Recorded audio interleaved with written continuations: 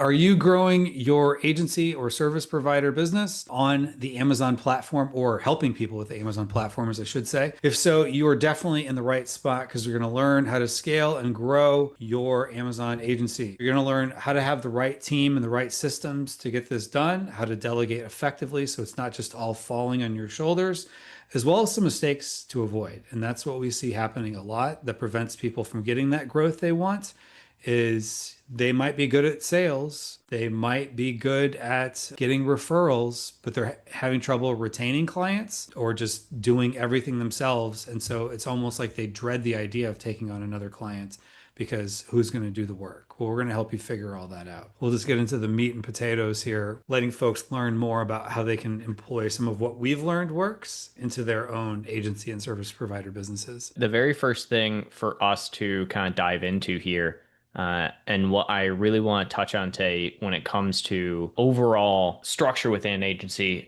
is the very first thing, and that would just be employees. Here at My Amazon Guy, as Kevin said, we have close to 500 employees. We actually think are a little below that number these days, and it's because we're trying to actually optimize for that number, right? So a lot of people tend to hire employees, and when you first are starting out and you're a little bit smaller, a lot of your employees are going to tend to be multi-hat wearing type people. They're going to bounce around doing different things all the time, but over time you have to really develop a way to actually get people in the door. Well, one of the hardest things about getting people in the door is a lot of people try and hire for experience. We actually have grown pretty much entirely from the aspect of strictly trying to not hire people with experience. It's very rare, actually, internally. I think, honestly, Kevin, you and I are probably two of the only like true people in the org who came in with like prior experience and stayed around a long time. And that's purposeful. At the end of the day, to the model that we have kind of pushed out to people, that's not something a lot of different agencies can do, or they feel they can do because a lot of times they don't have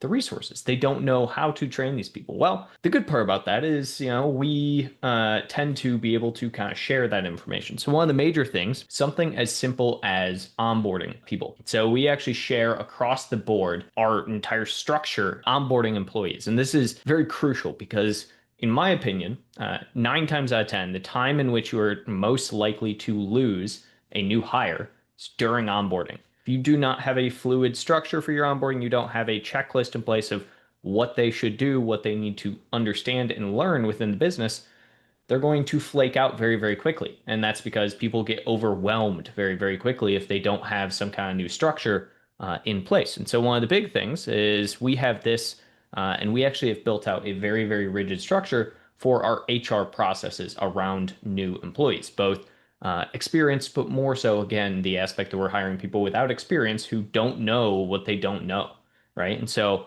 a couple of things in that. We end up having to do a recruitment. So we're actually offering the job across the board. We have several different job sites that we currently work at. A lot of people try and hire, I think, in this day and age off of a referral, which works for smaller agencies. But as you are starting to scale, you need to expand where you are putting out your hiring practices. I've seen a lot of people nowadays try and avoid job sites as much as possible. And I will tell them that that's usually just a bad move. Referrals only get you so far because it's only as large as your network is at the end of the day. So utilizing a structured list like this, we have an entire checklist for onboarding new hires, right? So we have to have a survey done. We have to confirm dates. We have to make sure that they have everything they need to get the job done. We have to actually set up all of their tools. So internally, we utilize Google, which I would assume many other people do as well. It's kind of two worlds of thought. Either you're a Google org or you're a Microsoft org, which I think for agency world and remote, most people nowadays are Google, but granted, Microsoft probably wouldn't be around if most people were, I suppose. That being said, the point of having a checklist like this is exactly as I mentioned, to essentially make sure that you can onboard people effectively. I think that is one of the most crucial areas that when agencies are scaling, they fail at, is just getting people in the door for onboarding, and then immediately those people fall off. They don't know what their job role is. They don't know where everything is. They don't know, what tools to use, what tools not to use for their role. And so creating a checklist across the board internally from an HR perspective is one of the biggest areas that I think agencies in general need to grow. Yeah, definitely. Those checklists are very important. Um, I think back to when I was in high school, I worked for a company known for their checklists and SOPs, and that was McDonald's. And the funny thing is, I remember one day the owner came in and he wanted to make a milkshake. And literally, it's this motion. He couldn't figure it out. And I was just floored. How does the owner not know how to do this? Well, there's SOPs in place, and then there's people that know the SOPs and train other people in the SOPs. So he just came in and signed checks. That was his job, basically, because the system took care of it for him. Owner shouldn't have to make a milkshake. Exactly. Exactly. But I think that actually that's a good pivot, to be honest, into a little bit more of the operational side as well, in Mhm. the sense that the secondary area that I think from working with, coaching with a lot of different agency founders and people who are even just kind of doing a small aggregation of brands, anything in between. Doesn't matter if you're somebody who's only working with five, doesn't matter if you're working with 50. The biggest area that people fail at in general is SOPs and checklists. Even internally for us here at My Amazon Guy, we constantly have a big push lately for quacking. And so quacking is quality assurance, auditing, checklists. Basically making sure that we are QAing everything, that there is an audit being done regularly, and that there is a checklist for everything that you're supposed to do within a role. That also pertains to client accounts as well. And so, from an operational perspective, we do that as well. We create SOPs and checklists for everything for audits. So, you can actually see every single one. We start with who is this for, right? Standard SOP. The point of doing these audits regularly is that we get complete control over our brand accounts. And this is one of the areas that I think very frequently it's the reason you end up churning clients. If you don't frequently catch an issue before your client, and that's a big thing, being proactive comparatively to the brands. Brands don't come to agencies at the end of the day to be, essentially telling the agency what to do, I think is the big thing. Brands come to agencies because agencies are supposed to make their lives easier, not harder. One of the big aspects of that is an agency being proactive. 9 times out of 10, if a client leaves us, is usually due to something along the lines of just a miss on proactivity or something that could have been done proactively that just wasn't. And so that's where we kind of took that and we're like, okay, quack everything. Everything needs to have regular audits, even client accounts. Everything needs to have a checklist. And so we actually have this entire audit here that we go through regularly for just the basics. Every single area that we know is going to be the most common miss of something happening. We also have a secondary one specifically for PPC. The point of this is similar to the actual account audit. You want to be able to audit everything that is going on within a business at any point in time, both from a client's business, so the actual client side on the operations, but also on the side of understanding what your business is doing. So, for myself personally, one of the big things that I actually do is I have an entire cadence sheet that I follow every single day. The point of this cadence sheet is to show and have me go through and say, is this KPI being met? Is this email sent out the way that it's supposed to? And that is one of the biggest misses that we're going to have all the time for an agency. And agencies will constantly falter and fail if they don't audit things correctly. Great example. This is something that I guess will go heavily into our view of transparency. Us as an agency, we actually missed invoicing a client recently for 9 months. We did not Oops. invoice a client for 9 months. And that happened because on our finance side, we did not have a audit in place that regularly checked every single invoice. And there was no checklist in place for it either. Was finance doing their job regularly and sending out invoices? Yes. But it turns out the invoicing software wasn't actually getting that invoice out to the client. And so it wasn't being shown as a non-paid invoice. And so that only happened because we didn't have an audit in place to check that type of thing. Now we have an audit in place. We're never going to miss an invoice ever again now because that situation, because the fact that we have that in place to where we won't, miss it. Now, that seems a lot more drastic than most things, but at the end of the day, it's misses like that that from a scale perspective will hold people back and hold agencies back because there's nothing worse than having to go to a client saying, "Hey, we haven't billed you in 9 months. Can you please pay this?" Not many clients are going to want to do that. And that's an easy way to where you are going to face churn and you're going to face issue. And that's where all of the data that we've kind of accumulated, everything that we put in place from a quack perspective is for exactly that, being able to mitigate any form of issue within the organization. It should be able to be read by a 5-year old or a fifth grader, and they should be able to perform the action. That is the best way for an SOP to be written, for a audit to be done, and for a checklist to be done. You should be able to take any random Joe Blow and they should be able to perform it. And so that's how every single one of them is essentially complete and done at the end of the day. Yeah, it's such a good point because you don't want to miss things. And that is such a big miss when you miss, not you, but like we missed a lot of 9 money. months 9 worth of months. invoicing, $40,000 for invoicing from a client. And yeah, and that's the type of thing that also, I think for someone at our scale, right, that kind of thing can happen. But just because we are as large as we are is not why it happened, right? It happened and could happen to any single agency, does not matter the size, just from the aspect of if you don't have that checklist in place to actually verify every single month, check that all invoices were paid.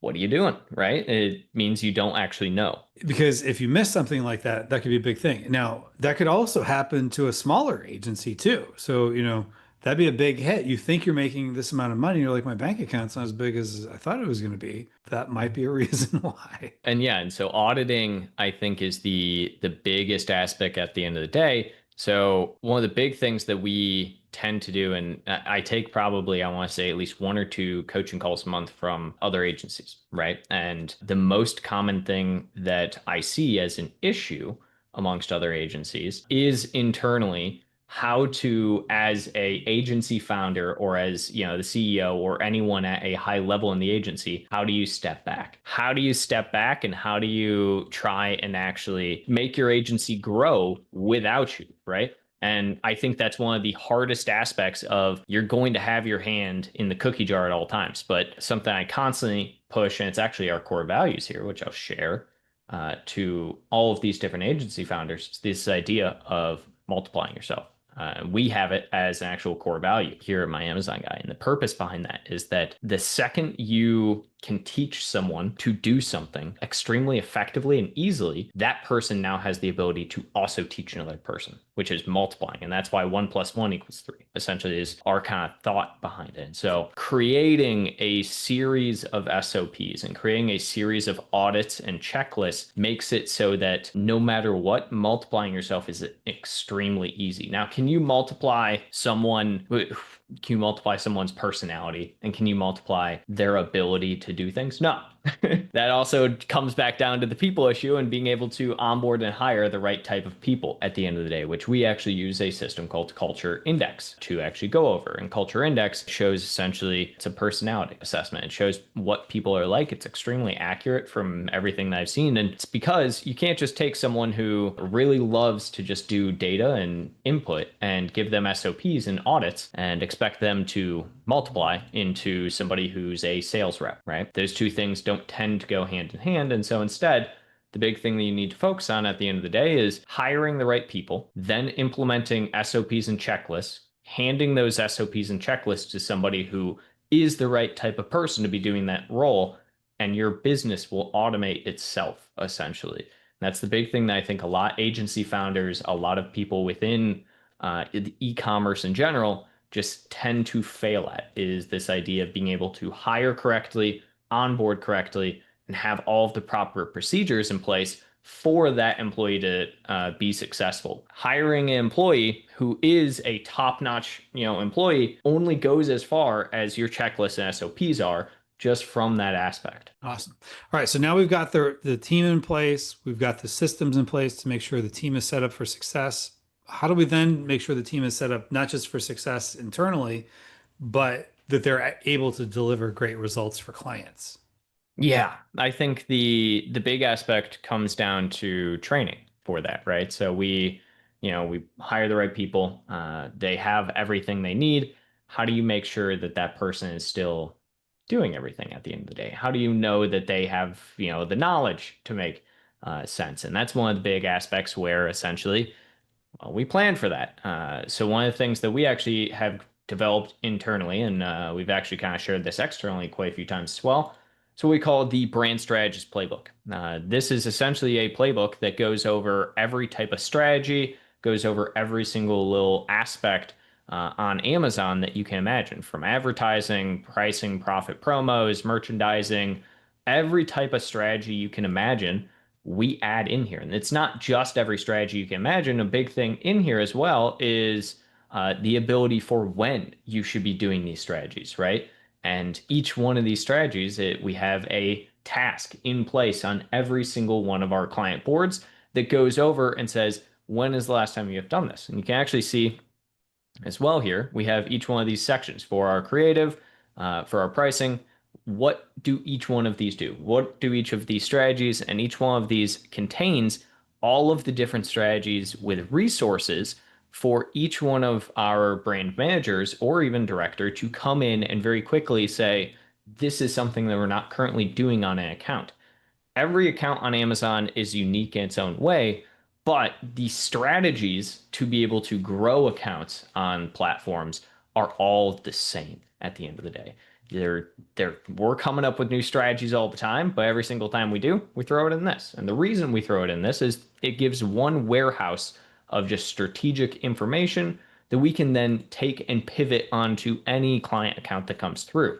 But the only way that that's going to happen is if you have people in place who know how to utilize those. So we try and lower that barrier of entry as much as possible so you can essentially say you don't need a brand director or someone with 5, 10 years of experience managing accounts, right? It allows the brand directors to, from a high level, pivot and give strategy to a multitude of accounts, and brand managers to then see that strategy and say, yes, we're going to do X, Y, and Z all at the same time and pivot that to ensure success on accounts. And that's one of the biggest areas that people are going to tend to fail at, I think, within an agency is making sure that, yes, you have a level of experience there. And just because we hire and train a lot of people internally doesn't mean there isn't experience, because there is. There's a lot of experience, but not every single person within that org needs experience. You essentially, again, to multiply, you need people who can teach and people who can learn at the end of the day. Yeah, it's a good point because like Steven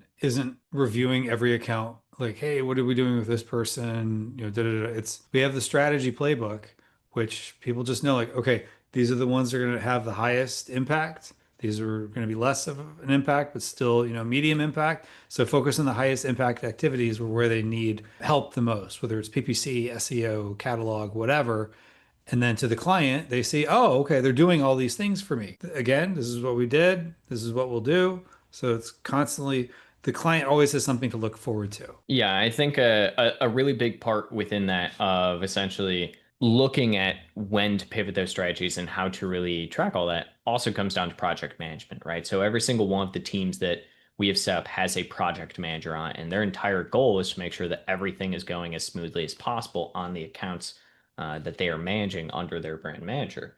So there's a structure to essentially how you can build out your agency, right? There are kind of two ways that agencies tend to grow. One way is that they house each type of department into their own little area. So you can have like an advertising department, a design department, and then you have like your strategy department, right? And then you have your project managers. That's one way. I've seen that. It's okay, but I've never seen an agency that is like that and built like that scale effectively. And it's because at some point you lose that aspect of, a graphic designer is doing X and an advertiser is doing Y, and they both have the same idea in mind, but for an account that they're both working on, but they're not doing the same things, right? They're not talking, they're not invested in just the account that they are assigned to, right? Whereas what we do is we essentially structure as entire teams that are dedicated to the accounts. And this makes it so exactly what you're talking about. Steven doesn't have to look at any individual account. I don't have to look at any individual account, right? because we have so many layers in place of people who are already auditing the account. If it gets to a point where Stephen, myself, Francisco, our VP of operations, Ken, if any of us notice a problem on an account, that is more of a fault not within our actual structure and strategy for the teams. That's a fault from an agency level, right? And that is a fault from the actual setup because there wasn't a QA moment, there wasn't audit in place for it, and there wasn't a checklist. Quack. And so that's one of the big things that a lot agencies fail at is that you have these people who constantly need to check and solve all these problems. The only reason they're constantly doing that is because they don't have the audits in place to solve the problem before it even gets to them. Prevent the fire so you're not putting out fires all day long. There you go. Awesome. One of the questions we have here from David, how often or what is your process to communicate to clients with work completed and what's ahead to avoid clients from wondering what's being done? Yeah, absolutely. This is a great question. So one of the major things I think again when we're kind of talking about the proactivity, the Mm-hmm. biggest aspect to proactivity is communication, in my opinion. So we set a SLA in place where essentially, and then we also have a SLA for people that aren't familiar is that's actually a great question. service level agreement. Is it service level agreement? I don't think that I know SLA stands for service level, but I don't think that's the one I'm talking about. SLA. Oh, Yeah, maybe it is service level agreement. I thought there was another. there could be another one. I've, There's I've, another I've worked acronym. for I feel like. companies that have had multiple acronyms for Yeah. Either way, so we'll just keep service level or agreement. multiple meanings for the same Yeah, acronym, I whatever. should say. SLA. So we set how about KPI? That one I know. There you go. We set internal KPIs for essentially a no more than 48 hours without some form of proactive communication to a client. The purpose behind that is that you don't always have to have something immediately strategic. You don't always have to have anything, super impactful going on to be able Hmm. to talk to a client and tell a client what's going on, right? Again, there's nothing worse in a client's mind than them having to be the ones to tell you something. And so Hmm.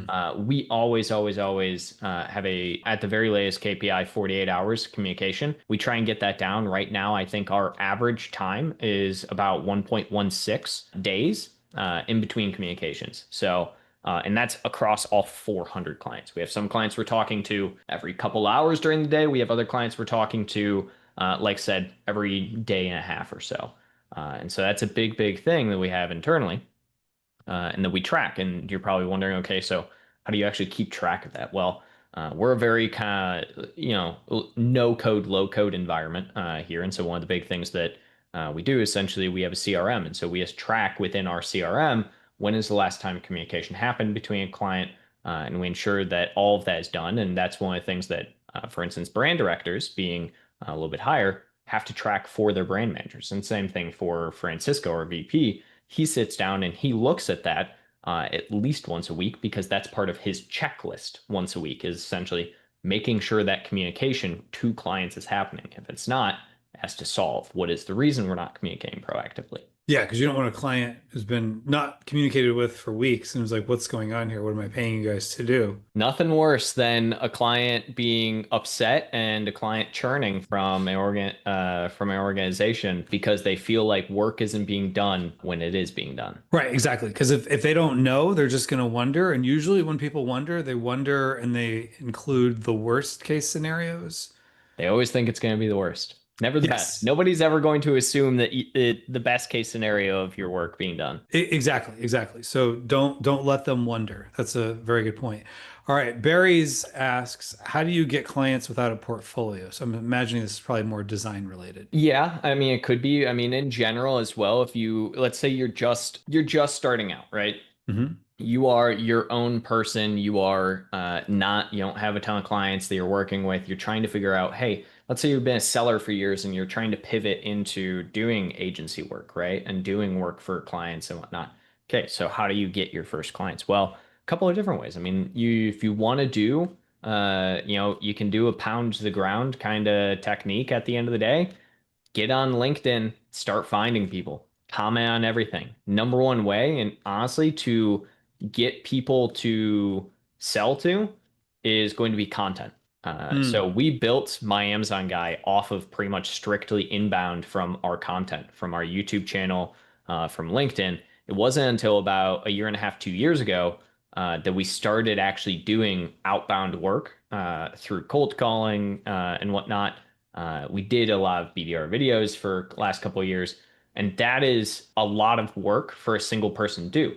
But you could, secondarily, if you want to do outbound, you can. You can absolutely do it. But the biggest thing at the end of the day is if you're trying to find clients, you don't have portfolio, make a portfolio. Just start Hmm. making content, make YouTube videos talking about topics. If you have your own Amazon account, or if you don't, create an Amazon account or offer free work to a client in regard for letting them use your account to create content and do new strategies and things like that, right? There's a lot of different ways, but that's always going to be the easiest, in my opinion, as far as like a pathway forward for anybody realistically. Yesterday, I got an email. Hey, here's things you could do to improve your YouTube video.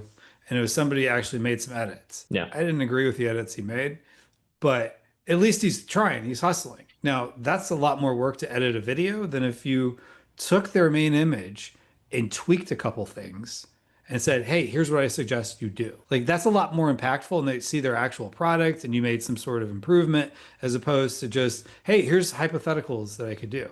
You want to show them. Yep. You can show them what you can do. Those could also be part of your portfolio that you're building as time goes on. Or I noticed this part of your A plus content. Here's what I suggest you do. Maybe they just gave them and use it for free. Oh well, Which is going, that's a thing. That is a basically a cost, a marketing cost, right? Hmm. If, at the end of the day, you should calculate your customer acquisition cost. So we have an average customer acquisition cost internally, and it's a big thing. It's not always cheap to acquire customers, but especially at scale. But if you are just starting out, again, the easiest thing to do is just get started. Just start making content. Just show people the value that you can provide. Why should someone work with you? You don't need a portfolio at the end of the day. I mean, there are tons and tons and tons. Right now, I think the most recent number is there's over 3,200 agencies, like e-commerce agencies out there. Most of those agencies are less than 10 clients. Hmm. Like 95% of them are less than 10 clients. And it's just because they are a very small agency, they work with a very small amount of people, and they're fine with that, right? They haven't been able to scale. You can be one of those people very easily. That's not all that difficult. Yeah, very good point. All right, so we got one more question. I've been in a brand manager role for 4 or 5 years.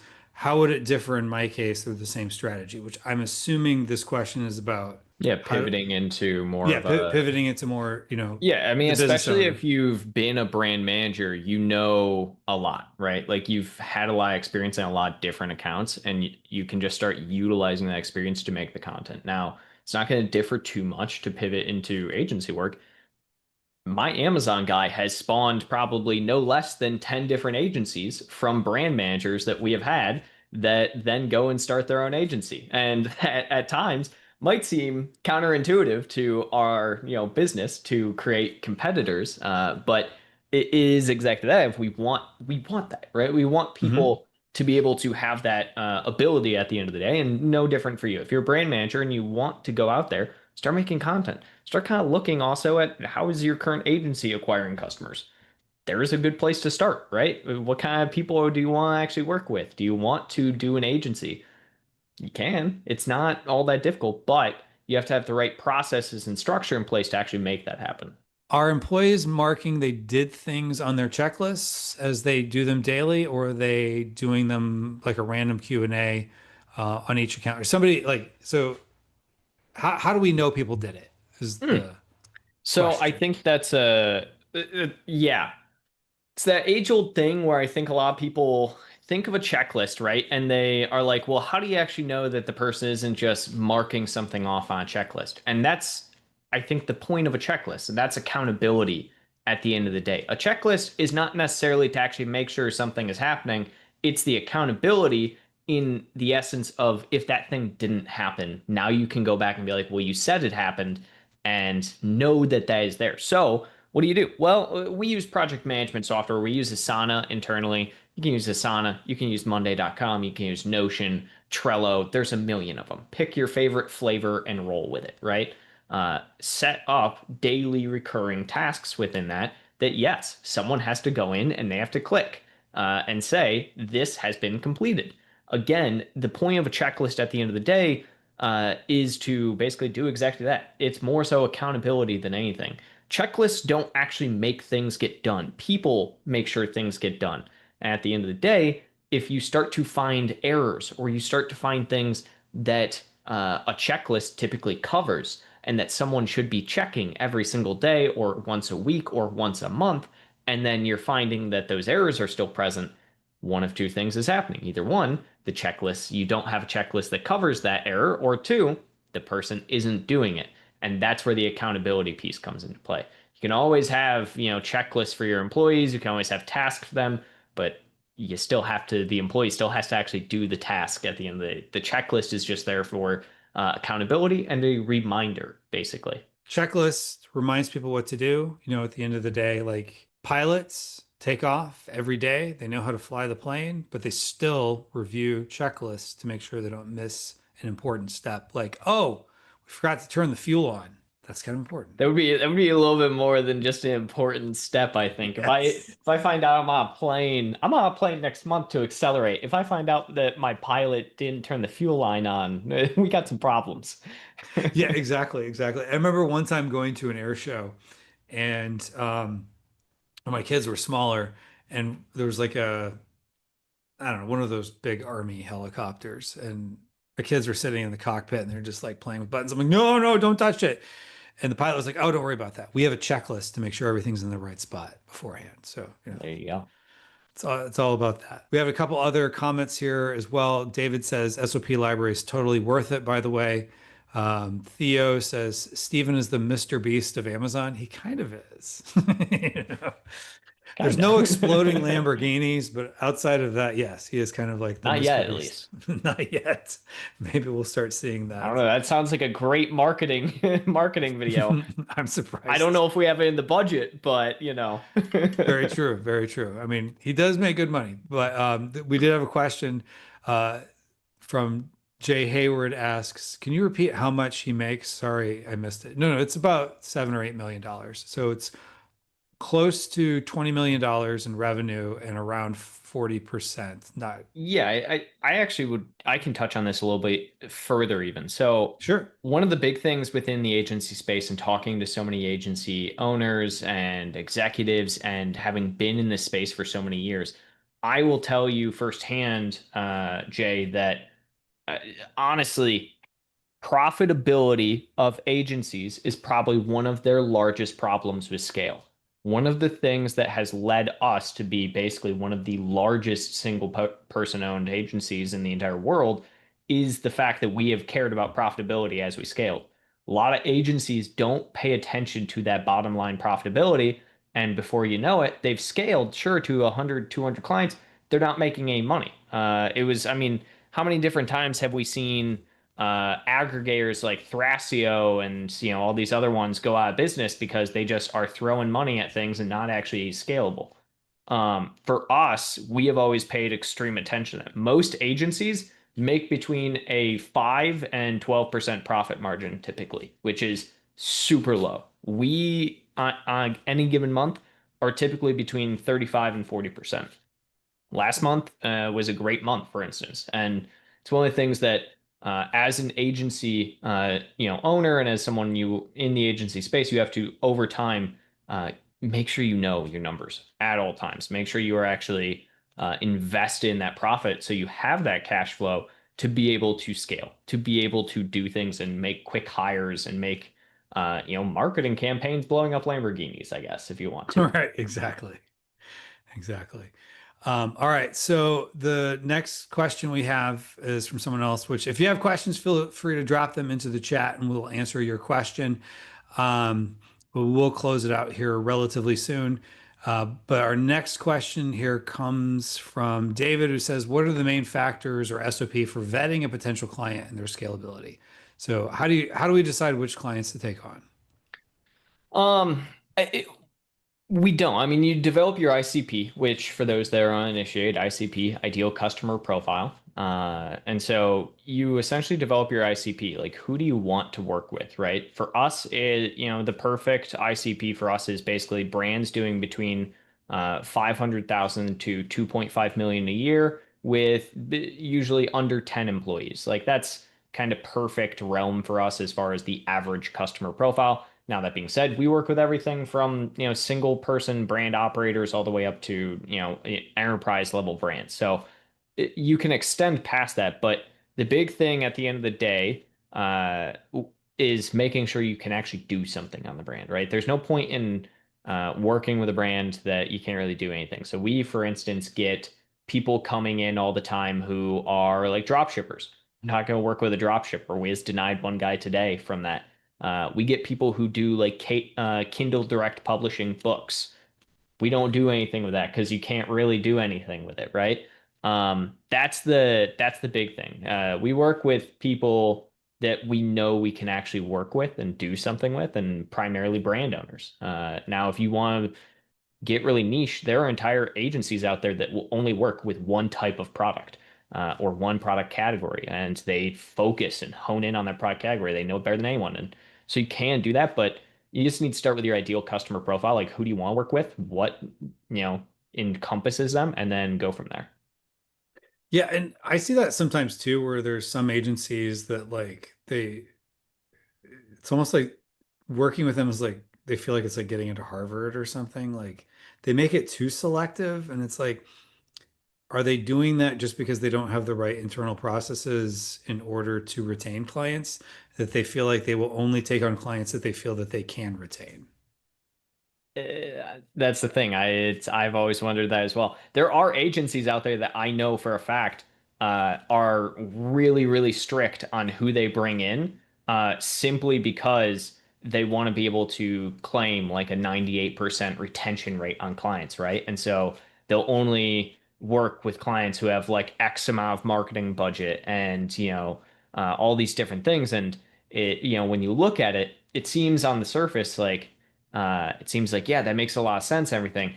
And it's like, no wonder it's because they're working with all these giant brands and everything. They've helped scale these giant brands.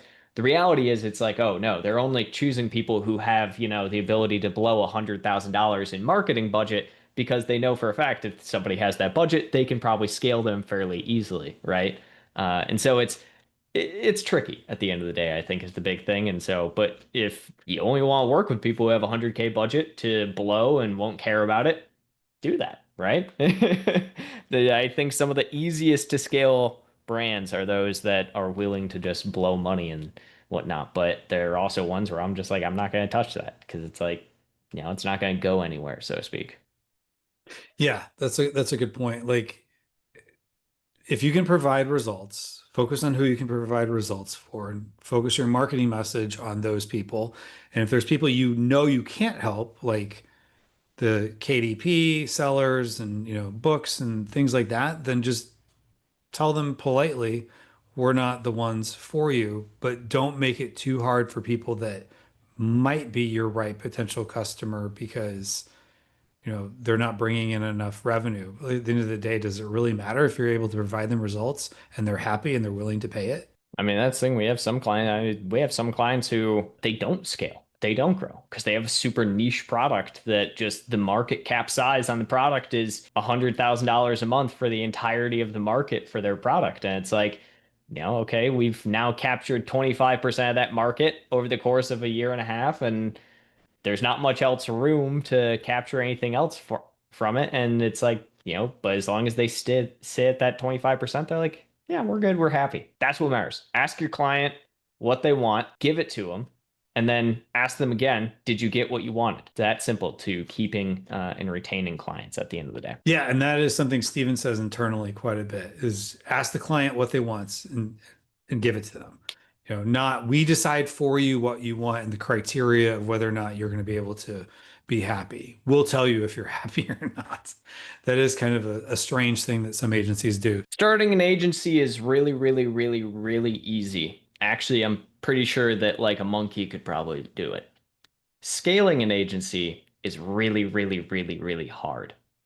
That is what utilizing all of this information is going to be helpful for, is doing the hard part for you, essentially, as we've been there, we've done it, doing it every single day continuously. So other people have as well, utilizing the exact practices that we have taught them. Learn what works, model it, and do more of it. There you go. That's what we're giving you the opportunity here, folks. So with that, Noah, thank you for coming on and sharing your knowledge.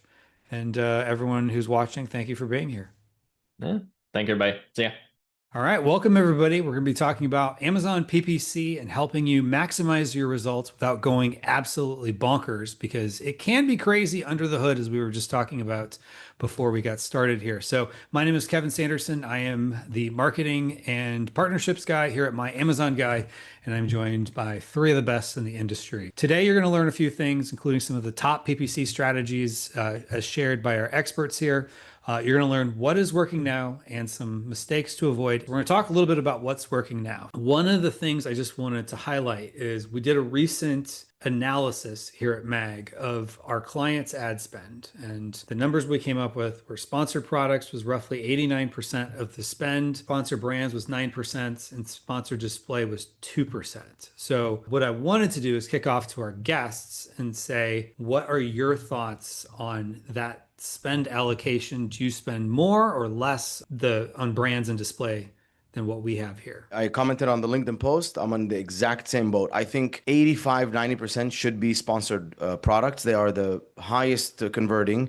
Sponsored brands should only be limited to your brand name, and then potentially certain placements where you have failed to succeed with sponsored products, both on sponsored and organic. Like, let's say your sponsored and organic rank were both high, like were low, and then you try to go high with PPC, it didn't work, you dropped it back down. Try sponsor brand, maybe a video will resonate better, a video headline search. But beyond that, I've always seen that I'll increase the sponsor brands and then decrease it, and then sales are like really not improving or dropping. Sponsor display, very small applications, very small audience, and the capabilities aren't as strong as DSP. So I would say keeping it to like 5% of the budget is probably ideal. Awesome. Thank you so much. Elizabeth, what are your thoughts on that allocation? Tell us your thoughts. Yeah, so I would say relatively similar. I think it also depends on the brand. So an example is like we work with some larger brands that have like a really strong brand presence. And so for some of those, sponsored brands does have what we're seeing like is a strategic advantage when it comes to curating a shopper experience, meaning like on Amazon, it is notoriously difficult to sort of really do cross promotions. Like there's defensive strategies and things, which I'm a huge advocate for.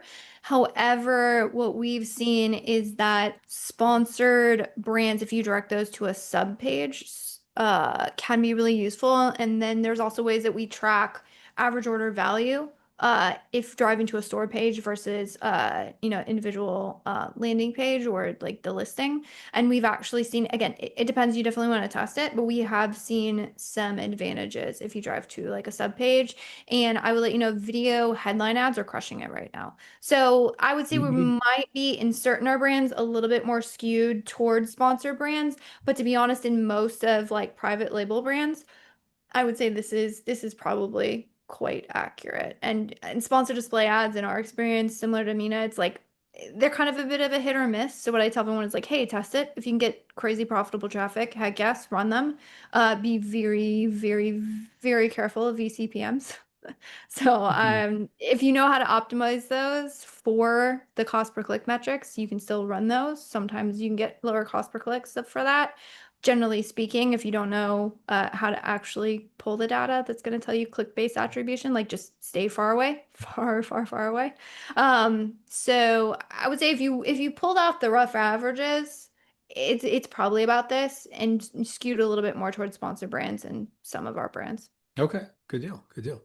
Noah, what are your thoughts here on the allocation? I think that this fits 95% of brands, kind of somewhat of what Elizabeth was saying, in the sense that, yeah, there's always going to be outliers at the end of the day. And even in the data that we use to pull these numbers, I looked through pretty much every single account myself and looked through the data. And yeah, there are outliers. There were brands that we currently have less than 10% spend on sponsored products, and it's pretty much entirely sponsored brands, right? And that can happen at the end of the day. And so, but for, again, 95% of brands, this is, in my opinion, yeah, going to be accurate. Now, the one thing obviously this doesn't really account for is, Mina brought up DSP, which, if you have the capabilities and, you have, I guess, the budget around it, definitely something that, would be an outlier to this allocation amount. But for the most part, at the end of the day, I think that this is fairly spot on. And from what we also kind of saw from the post and the poll as well, it seems like pretty much everyone else in the industry is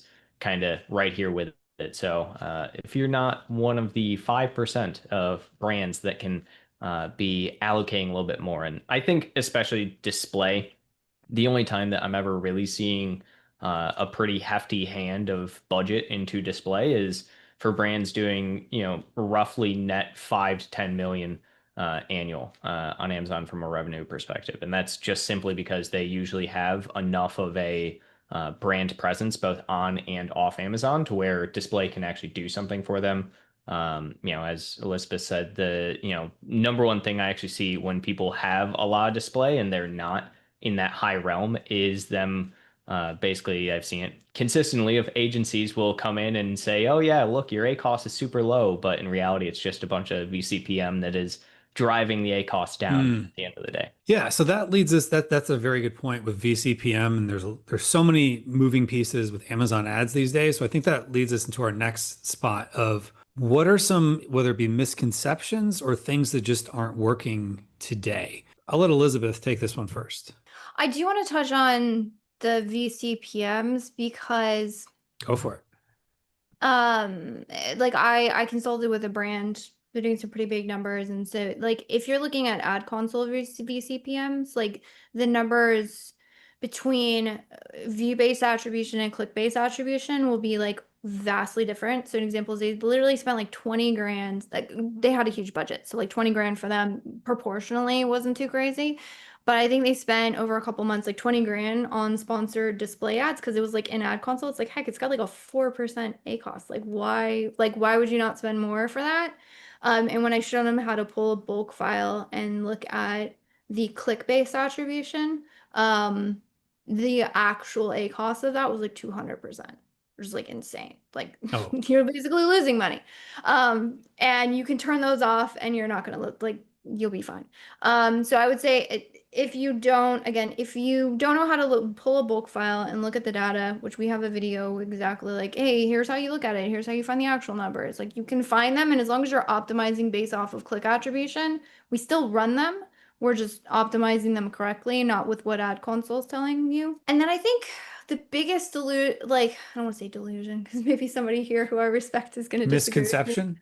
But yeah, misconception is that we have the ability to tightly control placements in sponsored products without any downside. I still like separate campaigns for like top of search. I'm not saying I'm really going to go hardline on things and be like, oh, never run those types of campaigns. But I have seen so many accounts, I don't want to say destroyed, but to their detriment, so focused in on placements that they lose out on impressions. And I've actually seen brands that struggle to rank because there was some preconception that top of search is like the only valuable, and so they were like trying to like force the campaigns to serve that. And in reality, until Amazon gives us the ability to do negative placements, there's only going to be so much control that you have. And so I'm more of an ad, and again, I'm not against placements. We leverage placements. I think they're a fantastic ad to enhance something that's working. But unfortunately, there's no real true levers that don't cause you to sacrifice impressions. That's the problem.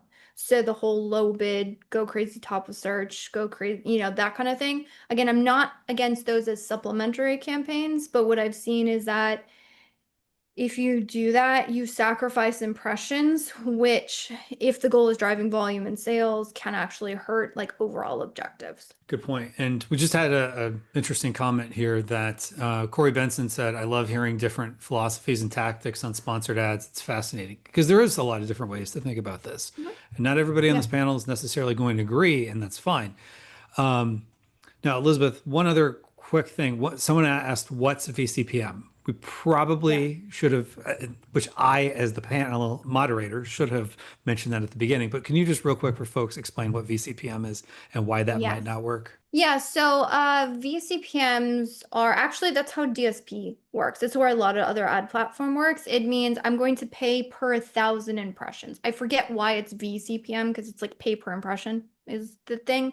And so with pay per impressions, if someone goes on to purchase your product when they have viewed your ad, and not many people know this, but a view for a VCPM counts as 50% of the ad. So, like, imagine this little box down here, half of it is within the viewpoint for at least 1 second. Now, it could be more than that, but it's like one Mississippi gone. That's a view. And if somebody goes on to purchase your product because they interacted with that ad, that is counts as a sale. Now, I'm not going to go so far to say someone's like, oh my gosh, that's like Amazon trying to take advantage of it. That is a legitimate model for ads that is very common in other platforms as well and is present in DSP. However, they may have driven through that ad, they may not have. And so that's where it kind of comes in. So you can pull the data to say, okay, I want to still run things with the VCPM model, meaning I'm paying per 1,000 impressions, one bit's again small here, but I'm only going to look at the sales that were driven when somebody actually clicked on that ad and then viewed my product and then went on to purchase. And what you'll find is that the view-based purchases versus click-based purchases, there's a huge difference in those. And that's where kind of the misunderstanding. It's like it's a different way to pay for and calculate the data. Again, I'm like just understand how things are calculated and how it works, and then you can say, okay, does it work for me? Does it not work for me? And you can go at it like eyes wide open instead of just kind of assuming. Thank you. Mina, what are your thoughts on some Misconceptions? misconceptions out there or mistakes you're seeing people make? This is appropriate because we are talking about PPC. I think people still believe in the PPC numbers. They are constantly addressing PPC sales, our ACoS. Those numbers are wrong. Those numbers are not accurate. I think what people need to understand, because they haven't seen this, maybe they haven't been exposed to enough marketing platforms, right? But if you are familiar with Facebook, if you're familiar with Google, if you're familiar with any marketing platform, the data is just not accurate, right? And Amazon is no different, especially pay-per-click data. The pay-per-click data is majority of the time really not accurate. Some data can be directional, right? So like maybe, I changed my main image, so my click-through rate went up. Cool. This campaign has a good return on ad spend, so it's an indication that maybe I should double down on that campaign. Mm-hmm. But there is no proof or evidence that this information is accurate. So I think people too many times believe that this information is accurate. They look at the sales data, the PPC data, and it's like kind of you're driving yourself into the wall. It's like kind of looking at this like GPS and not looking in the windshield, right? And so you're not actually looking where you're going. You're looking at the GPS and you're driving and following, and all of a sudden you're smashed into a wall because you're following data that you don't know is 100% accurate. No one can prove it that it's accurate. And so the best thing to do is to take a step back and say, okay, cool. I saw a campaign that is performing well. I want to scale it. So I'm going to increase the budget and I'm going to monitor what happens to my total sales. So my PPC spend and my total sales, those are real metrics because PPC spend gets charged on my card. Total sales, I can see the breakdown of when the money hits my bank account. So those numbers I can validate that way. Everything else in the middle, it could be wrong, it could be inaccurate, it could be not reading. And again, pay attention to the customer journey on Amazon. The people will see an ad, they might click on the ad, they might click on an organic, you see the ad and then click, like a million things happen. They might click on 5 different ads, right? Like what happens when you have a keyword? Like let's say, what happens when you have someone and he clicks on electrolyte supplement, my ad electrolyte supplement, electrolyte powder, hydration. Like what happens when they click on all 4 of them and then he buys? Which one of them resulted in the sale? We can't even figure that out. Like if I were to rebuild the Amazon algorithm, I would be like, what the fuck do I do? You know what I mean? So I think we put too much stress and effort on the data is 100% accurate. That data is not accurate. I think what is directional. So I changed a bid. I changed a few bids, I launched a few campaigns. What happened to my total sales? And if my total sales increased, great, then I did the right stuff without my PPC spend going out of whack. What happens is sometimes, like, someone asked a question, he said, I have a big main keyword and it's bleeding me and it's 300% ACoS. I've been there too. But if that 300% ACoS keyword drove 26 sales in the last 30 days, and all your other keywords have driven 1 or 2 sales, I guarantee you that if you try to optimize or close that keyword or pause that keyword because it's bleeding you because the ACoS is too high, your sales are going to take a huge hit. And that's what happens when you follow PPC data. So I took over this company, right? Like recently, they're doing phenomenally well. They're like, we have not been able to scale, da da da da. I'm like, okay, cool. I'm going to scale you. So we started increasing ad spend. Their total sales, like their ad spend was going like this and their total sales were going like this. So it seemed like directionally, everything's going in the right place. And they kept overemphasizing on our PPC sales have never been lower. I'm like, guys, I took over. You have not changed a single thing in your business. You have not been able to do anything in your business. All of a sudden, I take over, and you're telling me you are the one responsible for the organic sales growing, and I'm the one responsible for PPC sales going down. Like, come on! Like, this is the stupidity that people have. Sorry to call it, but it is. Like when you're so blinded and you believe something, but you have zero way to prove it, but you believe it so much. Like the people back in the day, they just believe something so much, but it's like, where's your proof? There's no proof. It is what it is. The biggest misconception is that you guys are paying attention to PPC metrics that are not accurate, and you're gonna drive yourselves into a wall if you keep doing that. I mean, yeah, that's the one for me. What metric should they focus on then? Well, I told you. It's directional. So, okay. Okay, gotcha. It's like this. It's like this. Let me give you a good example. What happens when you go in the shower? Right? I always use the example. Okay. Are you calculating the temperature of the hot water, temperature of the cold water, and creating an equation for the degree of turn of the knob to get the perfect water temperature? Or are you just saying, well, whatever this shit is not going to be accurate because it's a water faucet in my house. So I'm just going to turn the temperature and put my hand, and once it hits that right directionally, if I feel like it's getting warmer, then I'm on the right track. If I turned it and it gets colder, then I'm not on the right track. I'm going to turn it back. Only difference is Amazon is 180 knobs. So change one at a time. You don't know how I shower, Mina. Yeah. He has a the spreadsheet calculator. No, but that's a great analogy. I've never heard the shower analogy, but I'll have to use that sometime. So I've used it so many times. That's a really good one. Yeah. Awesome. Well, thank you for sharing all of that, Mina. Noah, what are your thoughts on some misconceptions or misunderstandings or mistakes that people are making out there? To be honest, I think the one that has always bugged me, and I think this kind of goes a little bit into Mina's a little bit more in the sense that I hate suggested bid on Amazon. It's wrong 99% of the time. It's a simple number, and like going off of Elizabeth, like the idea of placement, suggested bid is based off of all placement types at all times and what they cost as a cost per click. And so it's just wrong, and you're never going to have it. And so one of the biggest problems I see, especially for like newer people getting into Amazon, getting into advertising, is like Amazon is suggesting a bid. They're like, hey, you should spend this much, with zero backing or reasoning or showing why that's the suggested bid, why you should do that. And it's just kind of this thing that everyone has to sit back and trust is somewhat accurate. And it's one of those areas where, frequently speaking, within like Amazon's algorithm, you don't actually know. And 9 times out of 10, you will do that suggested bid, and people will then say, well, I did the highest end of this suggested bid and I still wasn't getting any impressions. I wasn't getting any clicks. You then start digging into the data. Oh, all of your impressions are going towards product pages. And then you look at what the actual search terms are, right? And where you're actually targeting, and it isn't relevant, right, to where you actually need to be. And so it's one of those areas where when people are trying to figure out, similar to what Mia was saying, their cost per click, and trying to figure out where they actually should lie within, I think it requires a little bit more data than we currently have and that Amazon is willing to give. And it's much more, I think, one of the hardest parts for just the average person who is stepping into Amazon to understand. And it's probably like one of my biggest pet peeves, because the amount of times that I have just looked at a keyword and Amazon suggested bid is like, oh yeah, it's $1. And I'm like, I look at the competition and I'm like, there is no way that you're spending $1 for cost per click on this product and doing successful in the slightest, right?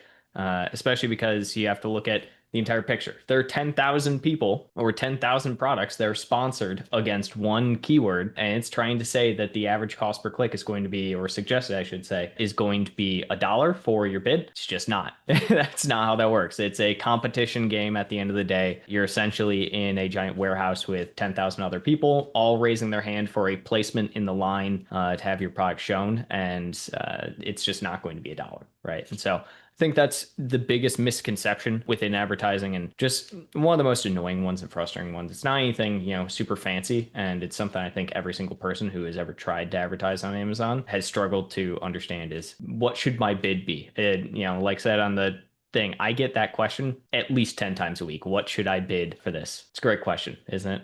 Can I piggyback off of both of Go those for and it. just add some hopefully relief to the new people who are tuning in to watch? Like exactly what Noah said. Like there is this idea, and I remember being there. It's like when you go to launch your first campaign or you go to launch your second campaign and you're like, what do I put in for bid and what do I put in for budget? And so you scour and you're probably showing up on Noah's live or my live or the scouring Mina's YouTube, like, okay, what's the starting bid? Like where did nobody, myself, Mina, Noah, I don't care how freaking good of an ad manager you are, your starting bid and your starting budget are just that, a start.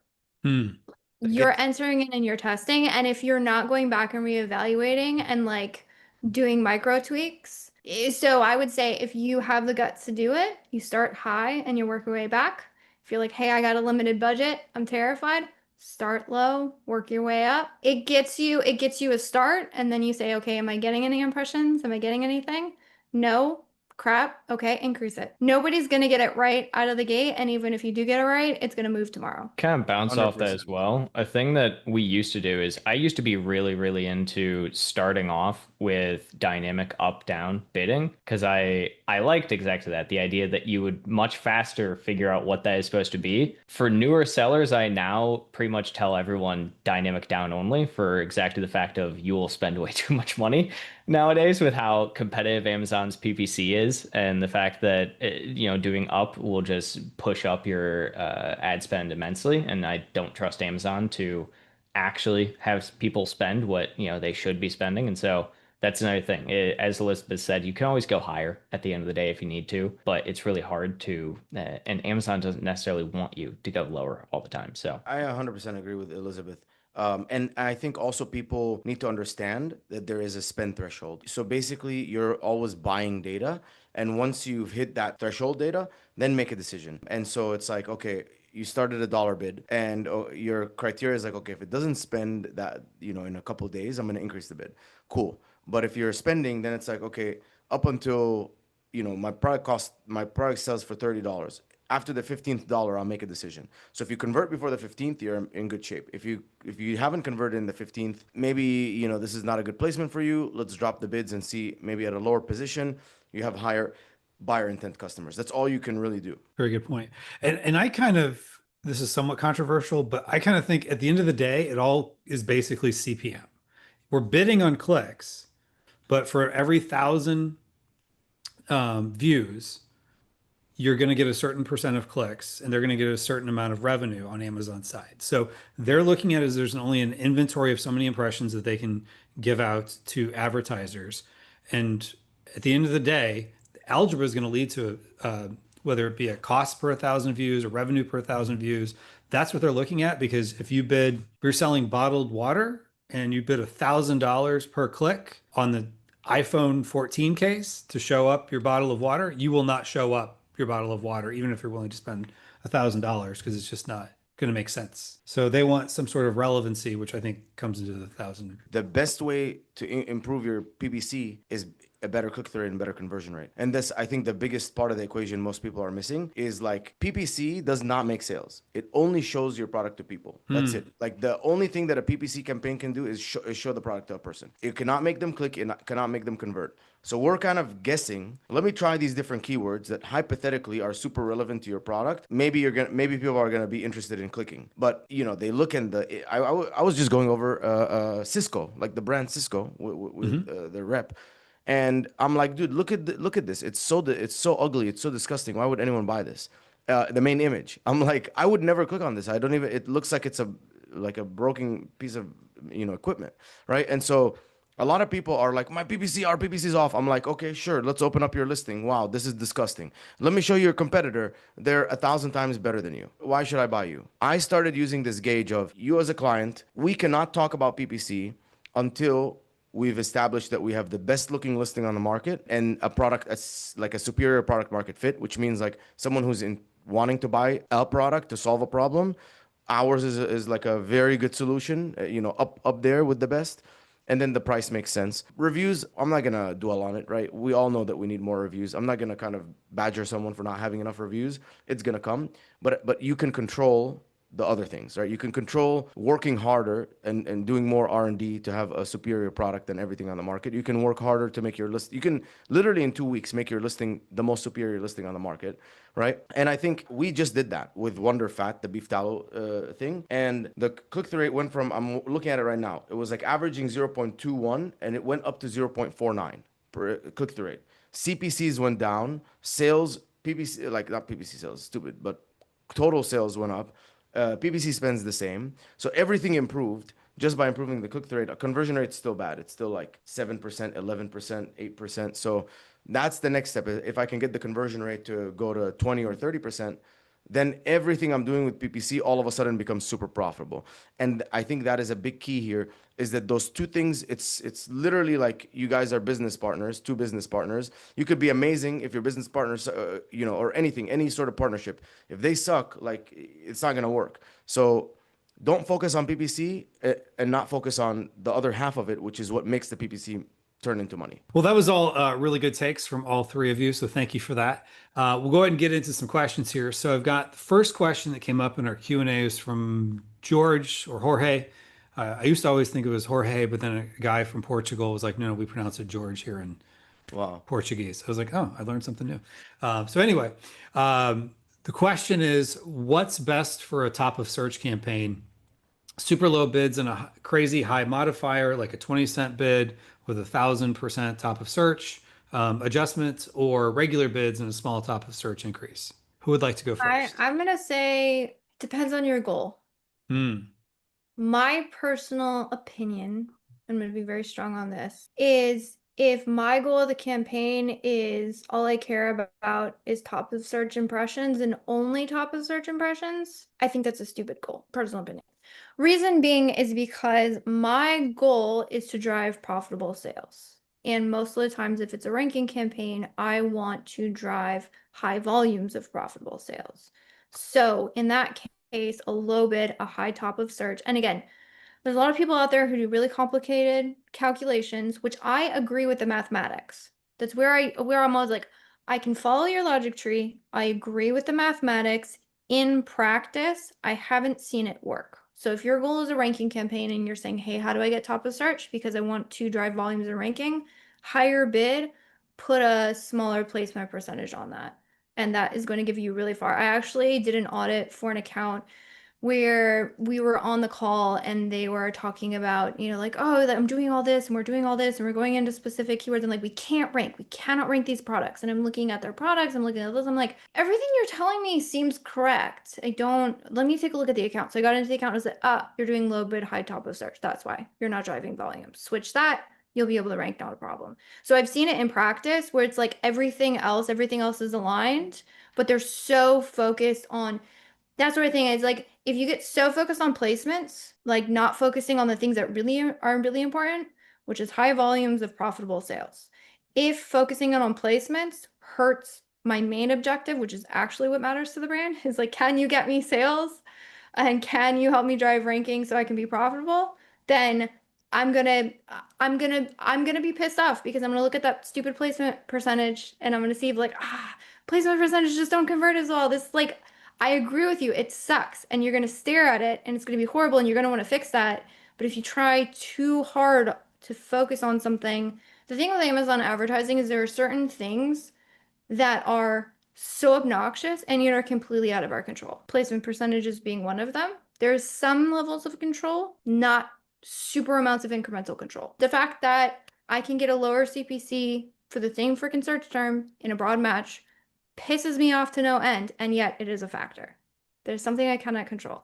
So I have gone down that must control everything route, and trust me, the results of that are not pretty. So I would say focus in on what your actual objective is. So if it's like, hey, I want to test to see in this one campaign, can I get most of like what happens here? Fine, go for it. That's your main objective. But I would say don't so hyper focus on something that has limited amounts of control that will like hurt your actual like overall goal that actually matters, that will help you improve the brand. Mina or Noah, any thoughts on top of search? I like top of search. My biggest thing, I agree with Elizabeth. I think the biggest issue I find with placements 9 times out of 10 and why people are struggling with them is because they don't know how to use them effectively, kind of what Elizabeth was saying. They essentially think that it's hey, I have to use this all the time and I need to constantly be doing top of search because top of search shows my product first and I want my product in front of as many eyes as possible. And it's like, well, that's cool, but I only utilize placements based off of where I'm seeing essentially the best conversion, right? Like that's sometimes there are certain placements where look, product pages, a lot of people hate them for some reason.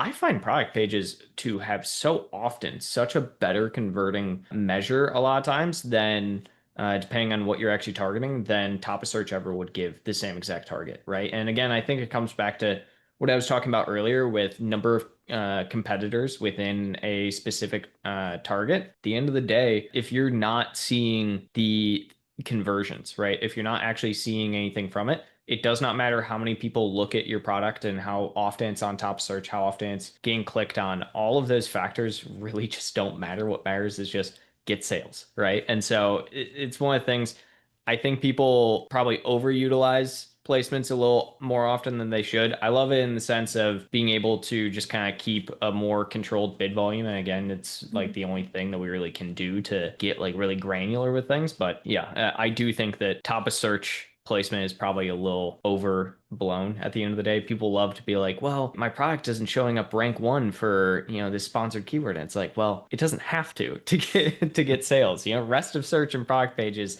are a completely fine thing to get sales off of and help organic ranking far more than just getting a bunch of eyeballs on your product, so to speak. Good points. Astley says, what is your opinion about the audience targeting, especially in sponsored product campaigns? I have not seen success with that much. I've tested it. You should test it for sure and see if it works. But I've tried it for a bunch of products that we haven't seen good like incrementality. I would say like conversions. Some had good ROAS, some didn't. But like turning them on and then turning them off and noticing no impact on top line. Jared asks, which I'll go to Noah here on this one. I spend 40K per month on PPC. I'm considering demand side platform. Do you think DSP can perform as well as sponsored products? Perform as well as sponsored products? Probably not, right? I mean, there are two different entire forms of advertising. Essentially, they have different things. Yes, you can get and utilize DSP as being like a conversion funnel, and you really should, to be honest, as well, to make it worth your time and money. If you're at 40K per month and you haven't done DSP before, I would probably really recommend that you do at that kind of ad spend, especially if you have good volume around your brand already. But can DSP really be a giant converting factor within advertising? Yeah, I think that's probably more so the question he's asking. But to kind of compare the two, I mean, they're just different, I guess, conversion engines, right? And DSP is always going to be a little bit more top of funnel, moving you through the entirety of the funnel. Whereas sponsored products is really just, hey, I'm paying dollar in, dollar out. That's what sponsored products is all about when it comes to the targeting. So that being said, if he's at 40K, I probably, would recommend he at least check it out. George asks, sponsored products for broad general keywords. Let's say you sell protein powder and that's the main keyword. So protein powder. Strong sponsor brand video at the very top, even though it's expensive. Shouldn't that be good for awareness, Elizabeth? So this one probably is about sponsored brand videos, headline ads. Yeah, I would look at the conversion rate. So in my experience, again, auditing, because this is part of our audits, we look at the different placements that you're running in sponsored brand ads and then the different landing pages and then just like seeing where you get the best so you can kind of start to build together the best sponsored brand ad. I would say if you're seeing strong conversion rates and strong click-through rates, then it's good. If you have access to AMC and you can look at the consumer funnel, so to me, at this point, like Amazon advertising is last click attribution. So, at some point, maybe they clicked on your sponsored brand ad and then they click on your sponsored product ad and you're saying, oh, there's brand awareness here. But you want to actually track if that brand awareness is worth it. And AMC will tell you that because you can see things like there. Wait, no, now I'm thinking about it, there is path to purchase inside of ad console. So maybe check that out. I'm not a huge fan because sponsored ads, like, to Noah's point on DSP, are very much dollar in, dollar out, like bottom of the funnel. And so if I'm not getting anything from running bottom of the funnel ads, even if it is a sponsored brand ad, then I would be cautious about spending. I'm always cautious about spending on something because I feel I should when the numbers don't really support that. So when you say it's expensive, is it expensive? And you're like, well, I can look at path to purchase and I can look at new to brand orders and I can also know that I have like a really long LTV. Like there are other ways it can come back to you, but I wouldn't just run it and be like, oh, it's a brand awareness play, just keep dumping money into it. Not going to be a huge fan. Yeah, we're not Coca-Cola. We're not here for brand awareness. All right. Rachel asks, and this one will go to Mina. Should I decrease my bid if I spend all my budget before the end of the day, or is it preferable to keep my bid higher to have better placements but run out at noon? I don't think you should be running out. I think, first of all, increase your budget. Second of all, are you performing well on that campaign? If you are, then you shouldn't run out at all. And then this goes to the day parting, I guess. Like, oh, I'm going to spend more in the middle of the day. And to that, I say, we've tried it a lot. I don't think attribution, again, is that accurate. So the data might not be accurate and you might be optimizing based on inaccurate data. And everyone who was raving about day parting, all of a sudden on LinkedIn, when it first came out, and there's a flexing like we saved $5,000 and all this bullshit, are all gone, right? And for a good reason, because it doesn't really. I mean, I have not seen any significant impact. Clients have asked us for day parting. We've said, okay, we don't recommend it. We do it. They don't see significant impact. We shut it off. So I suggest keeping your bid where it is, increasing your budget. It shouldn't matter if you're profitable. If you're not, then lower your bid until you are profitable and then increase your budget, or do both at the same time gradually. But you should never be running out of budget. It's like a bad signal to Amazon. Very good point. All right. Noah, you're up next. And this question actually is directed at you. Noah, I've heard you say before that Amazon will give preferential treatment on page 1 positioning if you do SEO and paid ads. What % increase do you think paid ads contribute to better page 1 positioning?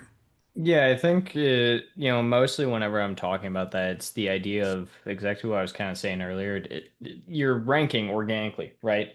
Comes down to the aspect of sales. Like sales is the number one factor within ranking at the end of the day, and conversions across the board, both organic and paid, right? So if your goal at the end of the day is to rank exceptionally high on a specific keyword, then getting sales organically plus paid to that keyword helps within that ranking, right? So if we're looking specifically at the idea of what percentage increase do you think the paid ads contributes to better page 1 positioning, that's not something I think that you can really just say as like a granular across the board. Typically speaking, so we have like an SEO ranking factors that we come out with every year. We essentially take all of the data across all of the 400 brands we manage over the course of the year, and we take that and then look at what percentage increases and what had the largest factors. So right now, for 2025, this was, it's about 7 months old. So who knows if there's a couple of changes within here, but we typically say that, PPC has about a 20% to 25% factoring within your overall ranking towards any one keyword on Amazon, as far as like a page 1 or just your rank in general, I should say. So it's a fairly hefty one, but it's at the same time, if you're just getting a direct 1-to-1 and it's just you're only doing paid ads and you don't have anything organic coming through for a keyword, you're going to have a really, really hard time essentially within ranking for that or getting to the page 1 positioning. Good points. All right. So next up, Jan asks, where do the retargeting ads fit in this, and how do you ideally set up retargeting campaigns? I would say testing, because they are a hit or miss. We have been testing AMC audiences, so audiences who have added to cart but have not purchased, and we're attaching those to auto campaigns with mixed results, but I would say more positive than negative. So that's technically a retargeting ad. The other retargeting options inside of sponsored display ads are views remarketing and purchases remarketing. Here, I would say we are a big advocate, if you are going to test them, of testing all the different look back windows. I can't tell you how many brands I audit that they're like, oh, we tested retargeting ads. I'm like, well, you only tested a 30-day look back window. Like there's 7, like I forget how many there are. It's like 7, 14, 30. I mean, it's like a lot. And so what we'll do is we'll test all of them. And then sometimes you'll find one that hits. And I would say I like running those for profitability. I like running retargeting ads. I'm not talking DSP, that's like upper funnel and stuff. But when it comes to sponsored ads, I'm like, hey, if I can get profitable retargeting, fantastic, great, let's do it.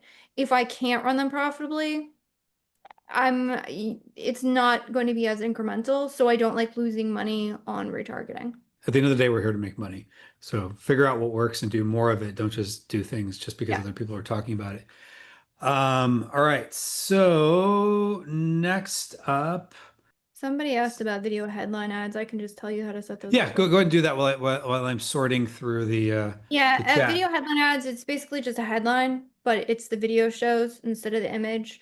To set those up, what you have to do, you do a video, and when you check the where you're going to send the traffic, instead of sending it to a product page, you send it to a store page, and that will automatically give you a video headline ad. Nikki asked this question. Mina, I'm going to direct this to you since you're passionate about the data. Would you say that the suggested bid on helium 10 for a keyword is more accurate? And you can feel free to go whatever direction on data of Amazon versus third-party tools or your preferences or whatever. That's crazy. That's crazy that you think helium 10 is more accurate than Amazon, which is inaccurate. No. Well, why would that be? Well, because all helium 10 is doing is like scraping data, right, from Amazon. And who the hell knows what's happening to that data, right? Like we don't know. So it's an additional Chinese whisper. You know what I mean? It's like we have the first Chinese whisper, which is already inaccurate, and then we have a second Chinese whisper, which is going to be even more inaccurate. Yeah, I don't think you should trust the suggested bid data, guys. Like Elizabeth answered it perfectly. It's a guess. Okay, so stop. No matter what, like just stop looking at it. Pick something. I like to pick low, right? Because most people complain and they are like, oh my God, we're spending so much money. So we just start low, like whatever the range is, I'll just start on the low end. If we're not getting impressions, increase slowly, increase, boom, we're good. And we're starting to get spend and everything is good. So don't look anyone's data, like unless it's like real quantifiable data, like even the search volume data. If you look at Helium 10's search volume data versus Search Query Performance Report's search volume data, it's all different. You know, just use it as kind of with a grain of salt and with some guidance. But how is the suggested bid going to help you? What if you use the suggested bid and then you get destroyed by insane clicks and zero sales? Then what are you going to do? Go open up a ticket with Amazon, say I use your suggested bid, and they're going to tell you, well, your product sucks, so that's why you didn't convert. You know what I mean? Like that's going to be their exact wording. Yeah. There's no point in even worrying about the suggested bid, because it's like no matter what the number is, and like if it, let's say that the real actual perfect suggested bid is $1.50, you know, what are we going to do with that data? We're going to put it in, and then all of a sudden you're going to either be spending too much or spending too little. If you're spending too much, you're going to cut it down. If you spend too little, you're going to bring it back up, which is the exact same actions you're going to take with any other bid. So all bids are the exact same. You know what I mean? Like, I know you're trying to nail it, but Elizabeth said it perfectly. What it is today is different tomorrow. Yeah. And the tools are pulling it from the Amazon's API. We actually pull suggested bids as well. But if you ever notice, like when you look at suggested bids and then when you add a product, the suggested bids actually change. So to Mina's point, yes, Helium 10 is going to be like way less accurate because they're just pulling the straight averages. And then if you're looking at them when you go to launch the campaign, well, they're going to shift for your product. So it's a constant moving target. To pick something, start optimizing. Exactly. All right. Very, very good stuff. All right. So we just kind of talked a little bit about the starting bids. Robert Clapp had a question, which I'll go to Noah on. How do you set a budget for PPC? Like how do you have that starting point for your budget? I feel like we just talked about this a minute ago, or at least Elizabeth covered it in the sense of you don't. right? Like it's one of the things where I think I get asked this question again, similar to the bids just weekly, people being like, well, how much should my budget be? Right. And it's like, look, there are averages, general rules of thumb that pretty much you'll hear as standard across the industry from anyone who knows PPC, right? Like a pretty average standard, $100 a day, right? To start. If you're just starting out, $100 a day. That's a good testing budget. But to sit and say this is exactly how much you need, there's not a single person alive that's going to be able to tell you that before you actually start doing any advertising, right? And a lot of that comes down to the aspect of figuring out exactly what is your cost per click going to be, right? How well is your conversion happening, right? Are you hitting a 4% conversion rate, or are you hitting a 20% conversion rate on your top keyword? Those are big factors in understanding how much you're going to be spending. Now, again, an average. I tell everyone pretty much if you're just starting, $100 a day, 50 to $100, that's a decent amount. It's good to play with. Just make sure that you're actually making sales, right? The biggest thing, budget does not matter in advertising nearly as much as I think people think it does, because they look at it as just like, oh, I'm going to spend that much money. And it's like, yeah, maybe. But the bigger thing that matters compared to actually just like setting a budget is just getting sales, right? And I have never had a single client in the world that their ACoS was low, their tacos was consistent, and we considered upping the budget, and they said, no, I don't want to spend more, right, to make more sales. There's not anyone who will do that at the end of the day. Yeah, cash flow can be a consideration within it, but the biggest thing comes down to what are you essentially seeing from a cost perspective that your advertising is actually going to cost. Getting into the supplement game, like, Mina over there, supplements are a lot pricier than a lot of other products out there. Your cost per click can be the highest I've ever seen is $53 per click for a keyword. That's going to be a big difference budget wise compared to somebody who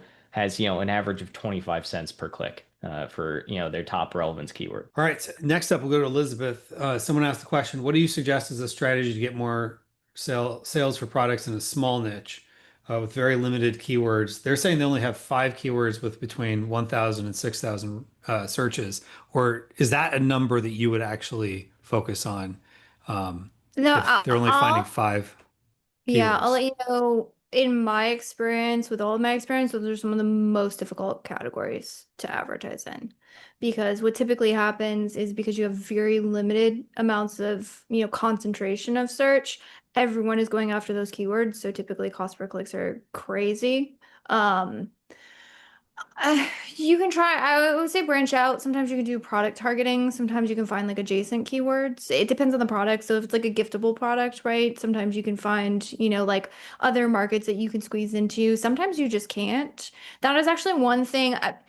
We don't really do, say, product research per se for clients, but that is something that we've done as a favor to a couple of clients is, some of the clients are like, hey, we're thinking about launching these products. Can you give us your advertising perspective? And we'll take a look. We just take a look at the search market. And there's sometimes where it's like, yeah, this product is technically in a competitive market, but when you look at the number of different keywords that I can test, I see it as like, what is my playing field? What is my test field? If I've got like hundreds or thousands, I'm like, this is fantastic. Okay, so maybe cost per clicks are crazy, but I'm sure within those 1,000, I can find at least a handful that I can drive volumes on. So I would say you're gonna have to recognize like Amazon advertising does not create demand, it simply captures it. And so there are going to be inherent limitations with a product where there is only so much search demand. So I would say just recognize the potential limitations of this product. See if you can look at product pages. See if you can.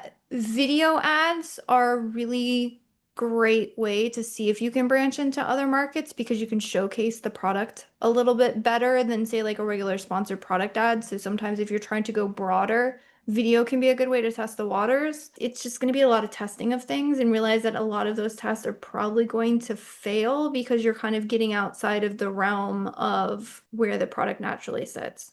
At least that's been my experience. Yeah, and maybe even like looking into TikTok ads, because at least with TikTok, you're generating the demand. And if people aren't searching, Amazon's not telling them, hey, go search for this product, because Amazon is ultimately a search engine. Awesome. Next up, Tonio asked a question directly for Mina. So, question for Mina: since according to your perfect philosophy, Amazon's KPIs are incorrect, what tools do you recommend to use to analyze Amazon reporting data?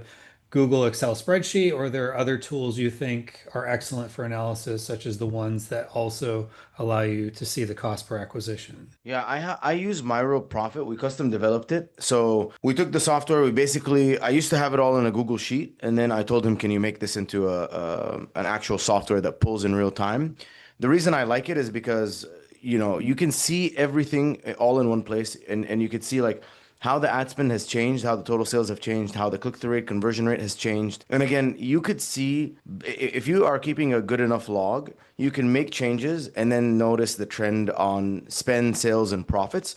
It takes into account everything that goes into profit. So sale price, cost of goods sold, Amazon fees, FBA and fulfillment fees, discounts, coupons, refunds and reimbursements, and obviously ad spend. And then the other thing that I really like is that every day it goes back and looks at the data and adjusts it. So I don't know, Elizabeth and Noah, if you guys have encountered this, but I used to go crazy. I would go into an account and I would open up and I would see like the paused keywords, and some of the paused keywords had like really good ROAS. And I'm like, telling the team, I'm like, dude, what's wrong with you? Like, why did you pause this keyword? Why did you negative this keyword? And they're like in shock, right?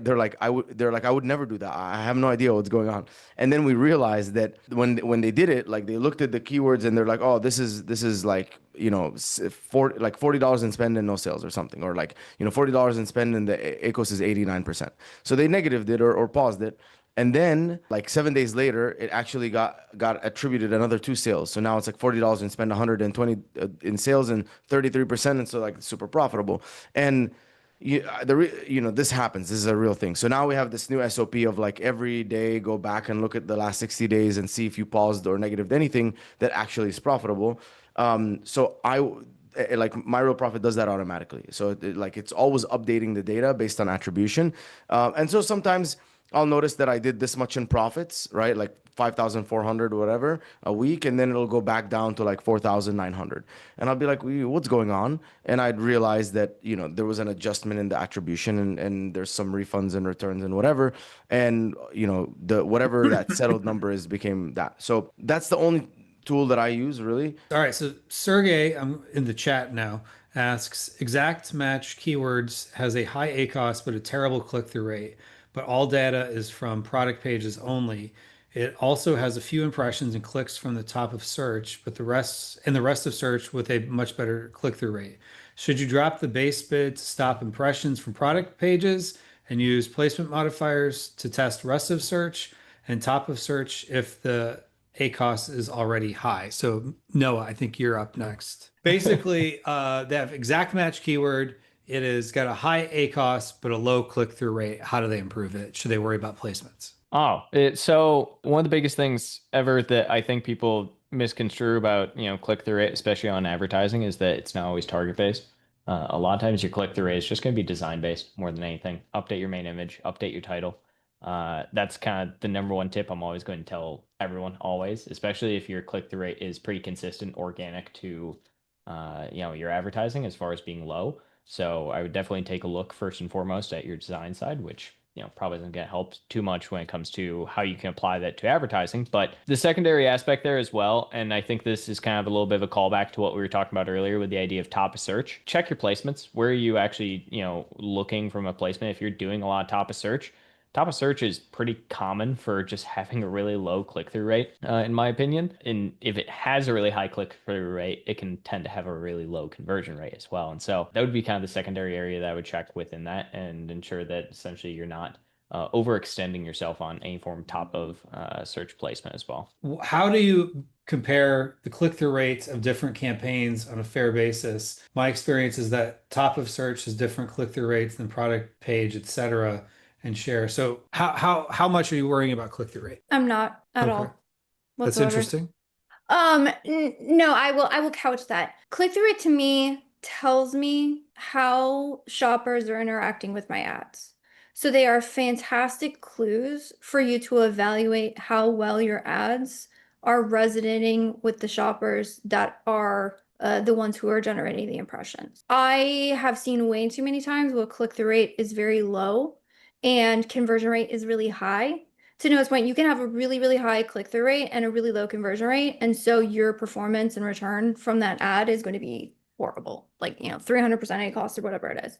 So I'm never going to optimize ads strictly for, and I'm speaking from an advertising optimization perspective. I am not speaking from a, like, to Noah's point, like, if you're a click-through row, like, look at your main image, look at your title, look at your offer, pricing. Like, there are things you can do to optimize for click-through rate that will have immense amount of impact. So I'm not saying that click-through rate doesn't matter. I'm saying if all other metrics are great, I don't care about click-through rate. And if all the metrics are bad, I'm looking at click-through rate as a clue to see if there's something I can suss out about how consumers are interacting with my ads. Where click-through rate can be very helpful is if you are running creatives. So if it's like a sponsored brand ad, if it's a like sponsored display, but you're using like images or something, there, if I have a lower click-through rate than my sponsored product ads on those ad types, then I'm saying like, there's probably something I should be doing about my creative. But again, I'm looking at the shopper interactions with my advertising and using click-through rate as a way to like indicate to myself if there's something off, but I'm never optimizing Again, going back to what is my ultimate goal? I want to drive profitable sales. Is click-through rate, hyper focusing on click-through rate, going to help me drive more profitable sales? Probably not. It's not a primary, it's like a secondary signal, I guess. Okay. That's Good like stuff. hyper fixating on click-through rate, like results, but like not to be what is it called? Like mistaken with like don't hyper fixate on improving your click-through rate, which is a whole different thing, right, Elizabeth?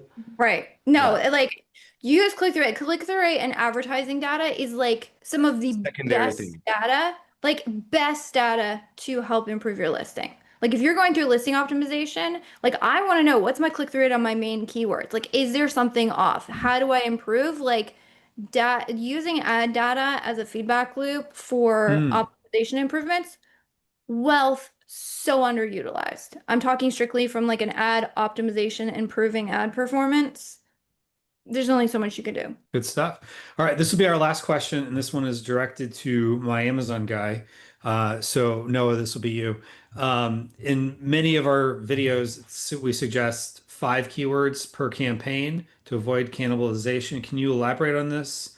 Um, why the 5 keywords ish per campaign? Yeah, ish is, I think, the really big aspect there. It doesn't have to be, I added the right? ish. Yeah, it's the it's the primary thing that we look at, right? Is the aspect of it when you add so many different targets into any campaign. I'm sure Mina and Elizabeth probably also have their own views on this, but primarily speaking, 5 is kind of the golden number in my opinion, just from a cleanly sake, and also from the aspect of you only have so many targets within one campaign that you should be trying to go after. If you have more than 5 or 10 different targets in a campaign, you're usually going to have at least 1 or 2 of those specifically being the ones that are taking up the majority of budget. They are the ones that actually are performing within a type of campaign. And secondarily to that as well, for me at the very least, I've always found it to be just best from a ability to manage, right? So being able to actually set up specific campaigns where you are getting very granular in your targeting, and you can't do that when you start adding 20, 30, 40 targets. Now, are there some campaigns where you're always going to have 1,000,001 targets? Yeah, I mean, you're always going to have like a gold panning campaign. You're going to have, a catch-all campaign. Like those are things that, yes, you can extend that rule of the 5 targets, but by and large, I tend to try and stick to the 5 to 10 target range for majority of my campaigns. Good stuff. All right. So first off, I want to say again, thank you to our guests for coming on here and sharing your knowledge. There's a lot of good stuff. And I think we had a lot of good engagement from the viewers who were excited to hear different perspectives on what's working and what's not. So remember, folks, get out there and get testing and make sure you are taking things to the next level and learning more and getting that feedback loop. Thank you to our guests. Thank you for everybody for the great questions and for being on here. And happy selling. Take care, everyone. We are going to be talking all about Amazon SEO here in this masterclass. And pointing up, you probably noticed at the top of page 1, what do you see? You see an ad at the top. You see, the sponsored brands ad at the top. Sometimes it's the first 4, sometimes it's the first whole row of 5 is all sponsored. And so Amazon's getting very creative with finding more places to make you pay just to show up. There's other places. Sometimes it's like, oh, I don't see the sponsored there. No, they kind of hide it. So like picks from Amazon influencers. Sponsored just enough to get away with the FTC so they don't get in trouble. We're trending now for whatever others. You're probably familiar. I'm sure you can probably mention some in the comments if you're familiar with some of the other ones they've had, like editorial pick or highly rated 4-star plus, or I've seen all kinds of different ones. I feel like sometimes I'll do a search and I'll find a new one that's sponsored that I never had ever heard of. So you may be saying to yourself, do I only get PPC sales? Is that all that's available? Well, the good news is no. They're harder to get, but if you have the right strategy, you can get there. So would you rather just continue to paying more for top of search placements and hope that you're paying more and it converts, or just get more organic sales? So there's still plenty of organic spots available. And if you're doing the right things, you can compete for those, even on highly competitive keywords. And we say that very confidently. And you're probably wondering, how are you going to do this? Well, we're going to show you all more about that here in this masterclass. So today you're going to learn a few things. You're going to learn about our 4-phase approach. And sometimes people are like, does that still make sense? Yes, it does. And we use it every day here at MAG. This will help you better understand the algorithm and some of the mistakes to avoid along the way, which could be costly. And so we don't want it to cost you both in lost sales and higher PPC costs for not doing the right SEO things. So we're going to help you avoid all that. So today we are going to be covering a bunch of SEO stuff. So we're going to go over Search Query Performance Report first and foremost. So it sounds like a lot of people in here have already dug into this in the past, but this is definitely something that I encourage every single person to check at least weekly, if not monthly. So if you're not checking it very regularly, I would. This is essentially your bread and butter when we are looking at it. Now, you can look at it from a brand view or an ASIN view. We'll also look at the brand for right now for a utilization standpoint. But this is where all SEO lives. What I encourage every single person to do, and what we do internally here at My Amazon Guy, is we utilize the search query performance to essentially analyze and understand where it is that we need to improve in one specific thing, and that would be our ICAP. With first impressions, clicks, add to cart, and purchases, you guys will notice up at the top here, our search funnel. We have our impressions, we have our clicks, we have our cart ads, and then we have our purchases. So this is what we consider to be the ICAP funnel. So the ICAP funnel is something that we have talked about for years upon years now, and it is something that every single seller needs to think about. And the reason you need to think about it is because a lot of people look at the ICAP as being broken into its own individual sections, when that's not really the case. And ICAP is very, very pertinent to your SEO strategy. So starting off with our overall impressions, at the end of the day, we are trying to, coming back here, increase any one of these areas. So let's say we want to increase our overall conversions on any one specific keyword, in this case, door stoppers. Our number one search query score keyword, we want to increase our overall conversions on door stoppers. Well, there are a couple different areas, the way that you can do that. But the most pertinent is to essentially start at the beginning and go all the way through. We can see that for door stoppers, right, we have a total count of 8.2 million. So from that 8.2 million, we only have a brand share of 0.71%, right? And so looking at that, it means that of the 8.2 million, we're only getting 58,000, right? From that. That is our brand share of the 8.2 million. That's fairly low. That means there is a lot of room here if we were to want to increase our overall purchases, and again, coming all the way down here to the overall count from this, we'll see that from that 8.2 million, about 20,000 people end up purchasing at the end of the day. So going from the very top of the ICAP to the bottom, we're going from 8.2 million to 20,000. And keeping in line with that, we're only taking about 0.45% of that total purchase at the end of the day. So the reason I bring this to light is that when we are looking at SEO, we want to look at it from a full funnel approach.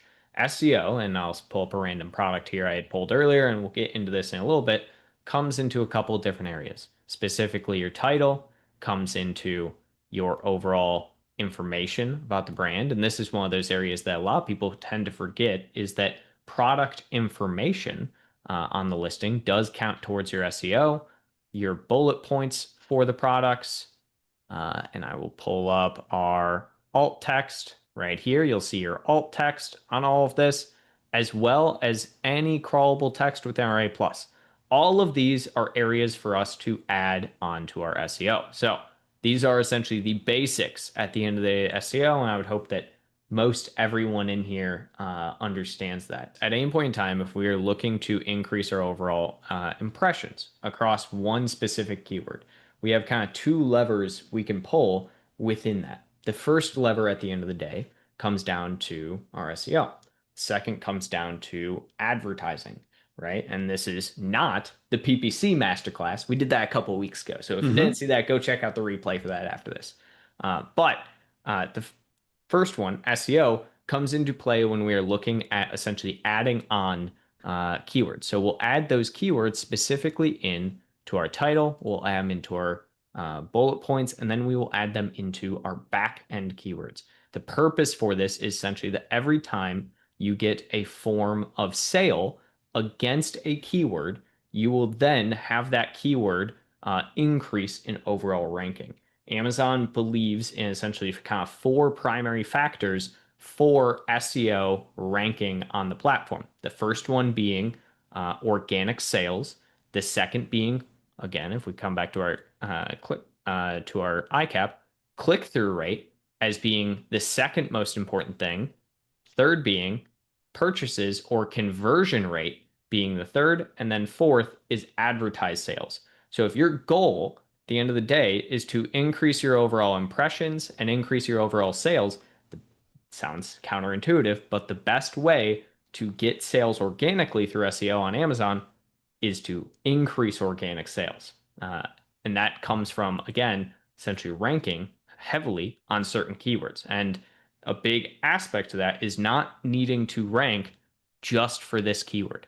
You'll notice within our search query performance here, we have door stoppers followed by door stoppers for wall. Then you'll have things such as door stopper. You'll have things such as door stop wall protector. These are essentially what we would consider to be long tail phrases. All of these have the ability for their own rankability and their own search volume, but this is where essentially when we are hitting on something as door stoppers from an exact match perspective, if someone searches for door stoppers for wall, right, or they search for door stoppers, we still have the ability to rank and index towards that keyword as long as we have that within our product at the end of the day. So when we are looking at this, again, coming back to our ICAP, this is going to be essentially the end all when you are looking at SEO. So we have four phases of SEO that we focus on.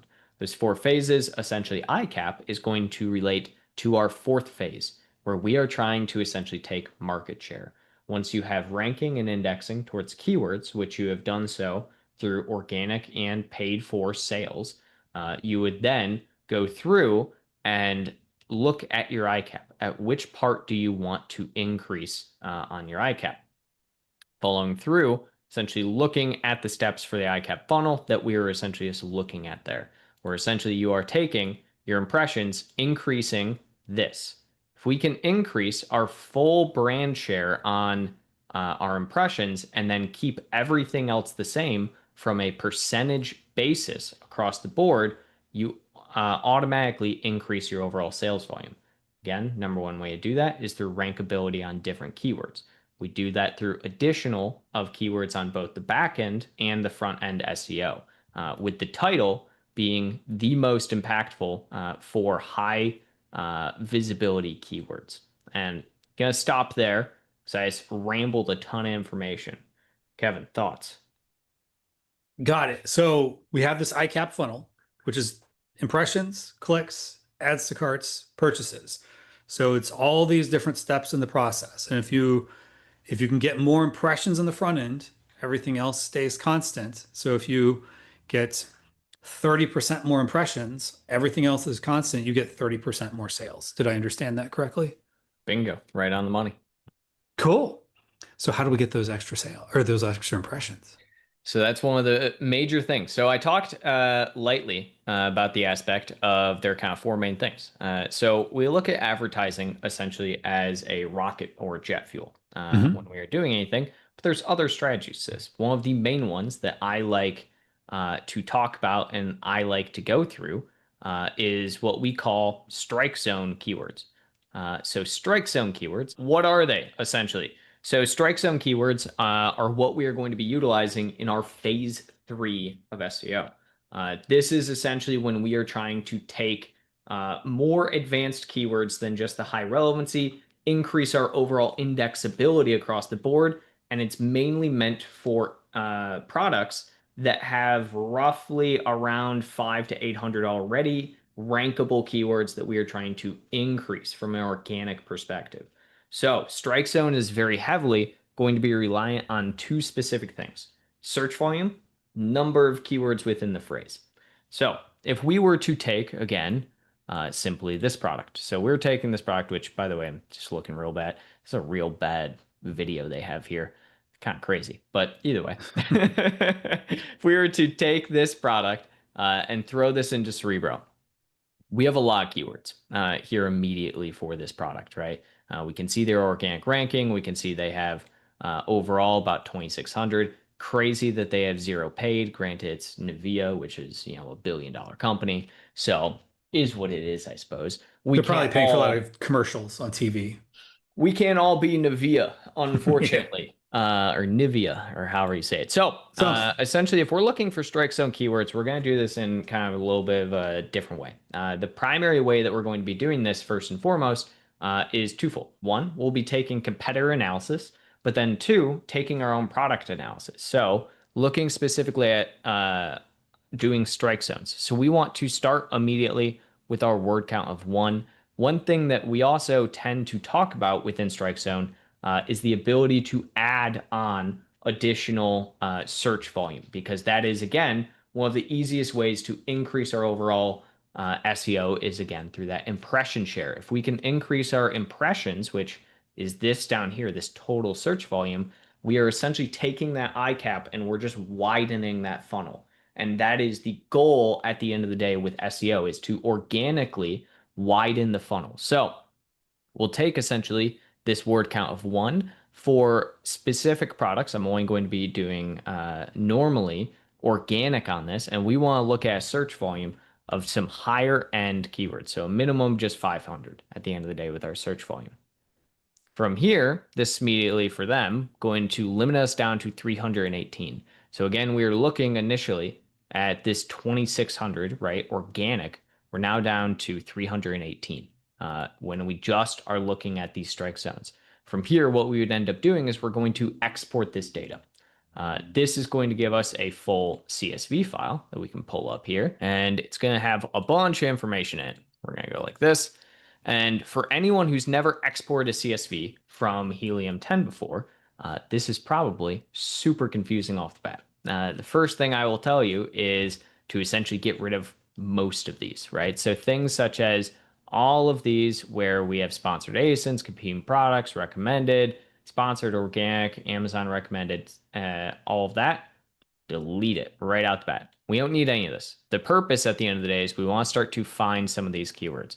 And the best way to go about this is from a search volume perspective, along with understanding where their organic ranking is and what the search volume trend is alongside of it. So we're going to take those keywords, and essentially you would then go through and add these in as a comparison to your own organic. So if we had a secondary ASIN, and I guess I'll take one here, whoever, I'm going to make Amazon spend some money here, people. I clicked on their own ad. That's how we get to Amazon at the end of the day, is by making them spend their own money, I suppose. So we would take, essentially, in this case, you would take normally your ASIN, which you would take your search query performance report, again, coming back here. I'm not doing a door stopper, I'm doing Lotion, so I'm not going to take it. But you would generate a download for this data specifically. The purpose behind generating the download for this data is they're going to do a comparison analysis of your search query performance report against this exact one here of the keyword phrases, and understanding where it is and what you need to increase on comparison of the competitor, how they are and where you are in your search query performance. This will then give you strike zone keywords, keywords that your competitor has a rankability against comparatively to you, that you can then add into your backend SEO for further optimization. Again, rambled a lot. Gonna stop there. Okay, so the strike zone. What is again the best range for the strike zone? I like to do anything over 500 from a search volume perspective. Ranking, and this is the important part, the competitive ranking for either yourself or your competitor between 20 and 50. This is what we consider strike zone. Anything that is within that 20 to 50 ranking range, we want to know that. The reason for this is that essentially you are taking these keywords that you are ranking for already fairly well, your competitor is ranking for fairly well, and you are increasing your overall ability to rank for them. You want to get those keywords that are between that 20 and 50 range to a 1 to 19 range. Essentially, that's exactly the again, the aspect here is essentially you're identifying your own keywords. And I guess, okay, well, Kevin's gone, so it's the Noah Power Hour. You guys are in luck. It means I can do whatever I want and nobody's gonna stop me. So I'll share screen here again. So if we're looking like at, for instance, our search query performance report, right? And we want to start to get into some of the higher detail ones, right? We can essentially start to look at things 20 to 50. So we can see here from a brand share perspective, we have a search query score 20 here, 50 here. We want to increase any of the ones within this realm. Or again, if we just come over here, looking at this, we can even do an organic ranking, and we can do 20 to 50. We'll apply these filters along with a word count greater than 1. And this is going to give us a good range of different keywords. Again, I like to do that search volume at the end of the day of 500. The reason for that is that's a good baseline to start, because those are going to be actually impactful keywords where people are actually searching it, right? So looking at that, we now are filtered down to this 96. This essentially allows us at the end of the day to focus fully on these keywords with the goal in mind of getting these keywords to be between rank 1 and rank 19. That's essentially a much better area to be within from a overall purchasability, because that gets you to be on page 1. So when you're on Amazon, if I search, for instance, just lotion, our goal at the end of the day with this is to essentially show up on this first page, right? Right before here, which is roughly 20 products organically. So I will stop there while we see if Kevin's going to hop back in here or not. We got a couple of things in the chat. Let's see. A couple of questions on here that I will start to kind of answer for you guys. Would you target all of those search query report keywords? Would you target as exact or phrase 20 to 50? Okay. So typically speaking, if I'm looking at targeting, again, yes, I'm going to target the 20 to 50 range. So I think I answered that first part of your question. Will I target as an exact or a phrase? For SEO purposes, right? You're not targeting exact or a phrase, right? You technically will be targeting from a phrase, right? An exact perspective, because you want to add that specific keyword phrase into your actual SEO from a title, bullet point, and backend search term capability. So that I hopefully kind of answered there. Let's see. Travis asks, when you are looking at the search query report, are you taking the brand info or the specific ASIN search query report when comparing against competitor? I'm taking the specific ASIN. So in this view, yes, Travis, I essentially am utilizing the brand view, and I'll share a screen here again. I'm utilizing the brand view, right? So you can see I'm doing this from a brand view. I would much rather you go in here and, we can do weekly. I'll just apply this so you guys can see it. I would much rather you do it from this perspective, right? from an actual ASIN count view. I'm using just the brand view for simplicity's sake here at the end of the day. But yeah, I would much rather you focus on getting this generative report from an ASIN view, because that's going to give you the actual ASIN that you were trying to improve, not an across the board view at the end of the day. Anthony said, and you said search volume over 500. Yeah, I like to do the search volume over 500. Now, that is a general rule of thumb, does not have to be exclusively just 500. But at the end of the day, you have to remember our goal here is to increase our top of funnel as much as possible and have that trickle down. If you have anything under 500 from a search volume perspective, that's not going to give you that much of an increase overall in your revenue, even if you get to rank 1 on that keyword. Should you choose keywords that are within that range for both you and your competitor? Yeah, so this is where we get into a bit of the idea between phase 3 and phase 4 of SEO. So our SEO phase 4 is focused on market share. And I'll actually pull up a little bit of an example here of our SEO phases for those that are uninitiated. Let me pull this up here for you guys. So for those that are uninitiated from our search or our SEO, we have 4 different phases. And what we're talking about today is a mix of phase 3 and phase 4. So phase 3, as we already talked about, is our strike zone keywords phase. Phase 4 is the search query report. We're doing a bit of a mix of the two here. And the reason for that is specifically exactly what you're kind of asking there, Laura Donna, of essentially when we are looking at our strike zone keywords, yes, we are looking at our own keywords, but we are also doing the competitor research in the category towards those specific keywords. Now, the search query report is where we are essentially taking that same information, again, from our search query to then go through, compare that to our strike zone keywords and our competitor analysis, and look to see where we should be improving based upon what our competitors are highly ranking for as well. So hopefully that gave a bit of a better explanation for you. Adil asks, so strike zone keywords can be either terms you are ranked between 20 and 50 or 20 and 50 in search SAPworks also, search query performance.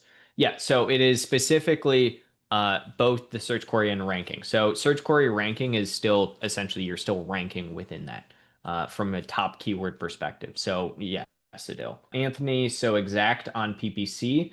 Exact on PPC. Okay, so if we're bringing the idea of PPC into our SEO ranking and how to kind of, again, add some jet fuel to that fire, right? The answer there is, yeah, you can always do exact if you're trying to really just hone in on one keyword. But I would also recommend, yes, still throwing that into a broad perspective, because that's essentially where we get our incremental indexing from. So kind of going back into that SEO phase 2 we've talked about prior, where essentially we are trying to add more fuel to the fire. The way that you start to index for more and more keywords broadly is through those phrase and broad campaigns, where essentially you are taking that primary high relevancy, high search volume keyword that you really want from an exact, throwing those towards a more, I guess, broad campaign, even though I don't mean that necessarily in the sense of it always has to be broad. Sometimes the ASIN view shows that it doesn't have enough data, or it's just simply doesn't load. Yeah, so anytime you guys are in search query performance report and you see that an ASIN view doesn't have enough data, that is because you do not have enough sales history within your product. So if you don't have enough sales history on a product, this happens very frequently when you have a very low selling velocity product, Amazon search query is not going to have that data for you, at least on a short-term view. You can sometimes get it on a granular long-term view, but not a short-term. And so in that capacity, I would focus entirely on that Helium 10 or Smart Scout, whatever you end up using, data across the board from competitor analysis, and really go back between your phase 1 and phase 2 of looking for your search term optimization, both on your back end and then following through with your pink keywords. Did we talk about what the pink keywords were? I don't think we did, which is really funny because I know we still have pink keywords. Yes. We call it nowadays, but pink keywords doesn't actually exist anymore, which is always quite kind of humorous to me. For those that don't understand that, essentially back in the day, Amazon actually had a really, really cool tool inside its seller platform where essentially you could actually look at your own keywords and Amazon for ones that you were indexed and ranked for from a search term perspective would actually mark those keywords as in pink.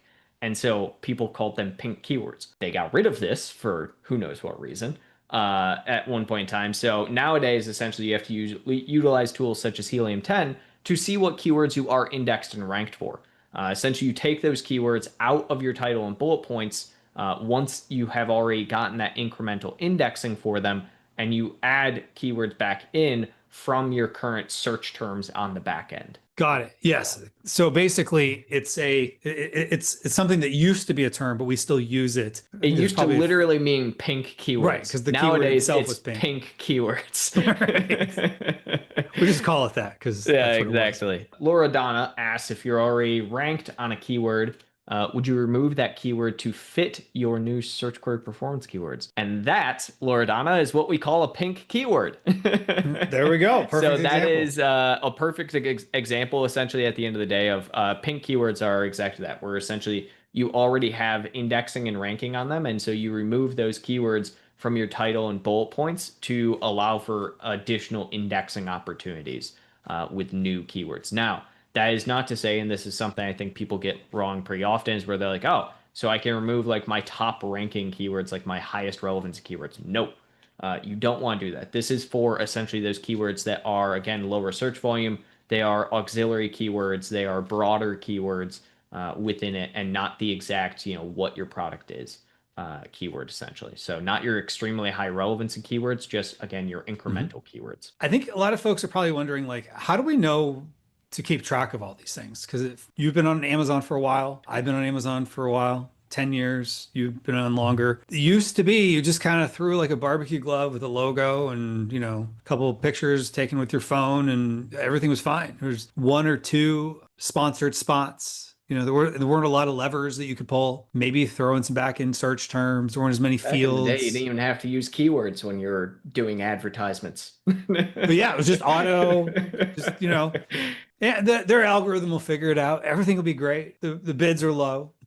So now there's so many things. And so one of the questions people ask us all the time here at Mag is, how are we able to deliver results like in the billions of dollars per year for clients? Are we hiring people that like only have like years and years and years of experience? And the answer, no, we are not, Kevin. We are not. No, we're not. And so, but the question is, how do they know what to do? Great question. I ask myself that every single day. Yes. So the all lucky comes down. part is we have full systems and processes in place. Yes. And one of those systems and processes is our brand strategist playbook, which I'm just going to give everybody a quick little peek behind the hood. So let me go ahead and share my screen. So this is our brand strategist playbook. It is what we give to people who have, in some cases, minimal experience or are actually able to deliver great results. And you might be thinking, but like, how would they even know what to do? Well, we tell them, okay, so if you want to focus on advertising, we have a little advertising section here.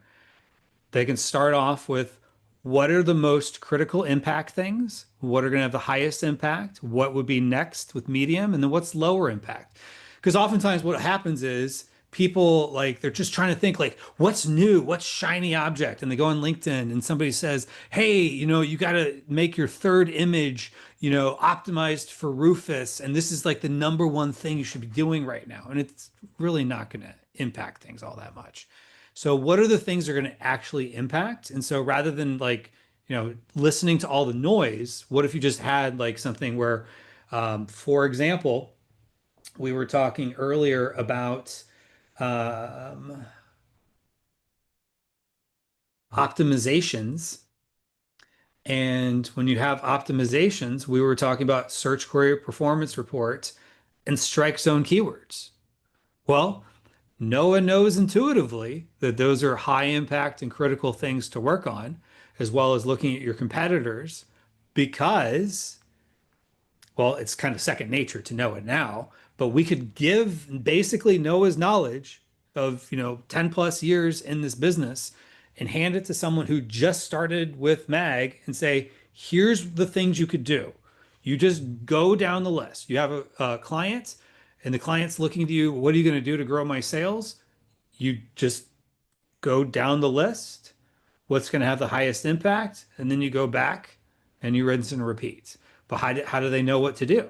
So, for example, if they're working on the strike zone keywords, they're looking at the competitive research, tells a little bit about what to do, some of the benefits that they're going to have by doing this, what are some of the criteria they should focus on, and then there's also, lists out some, quick actions kind of outlined.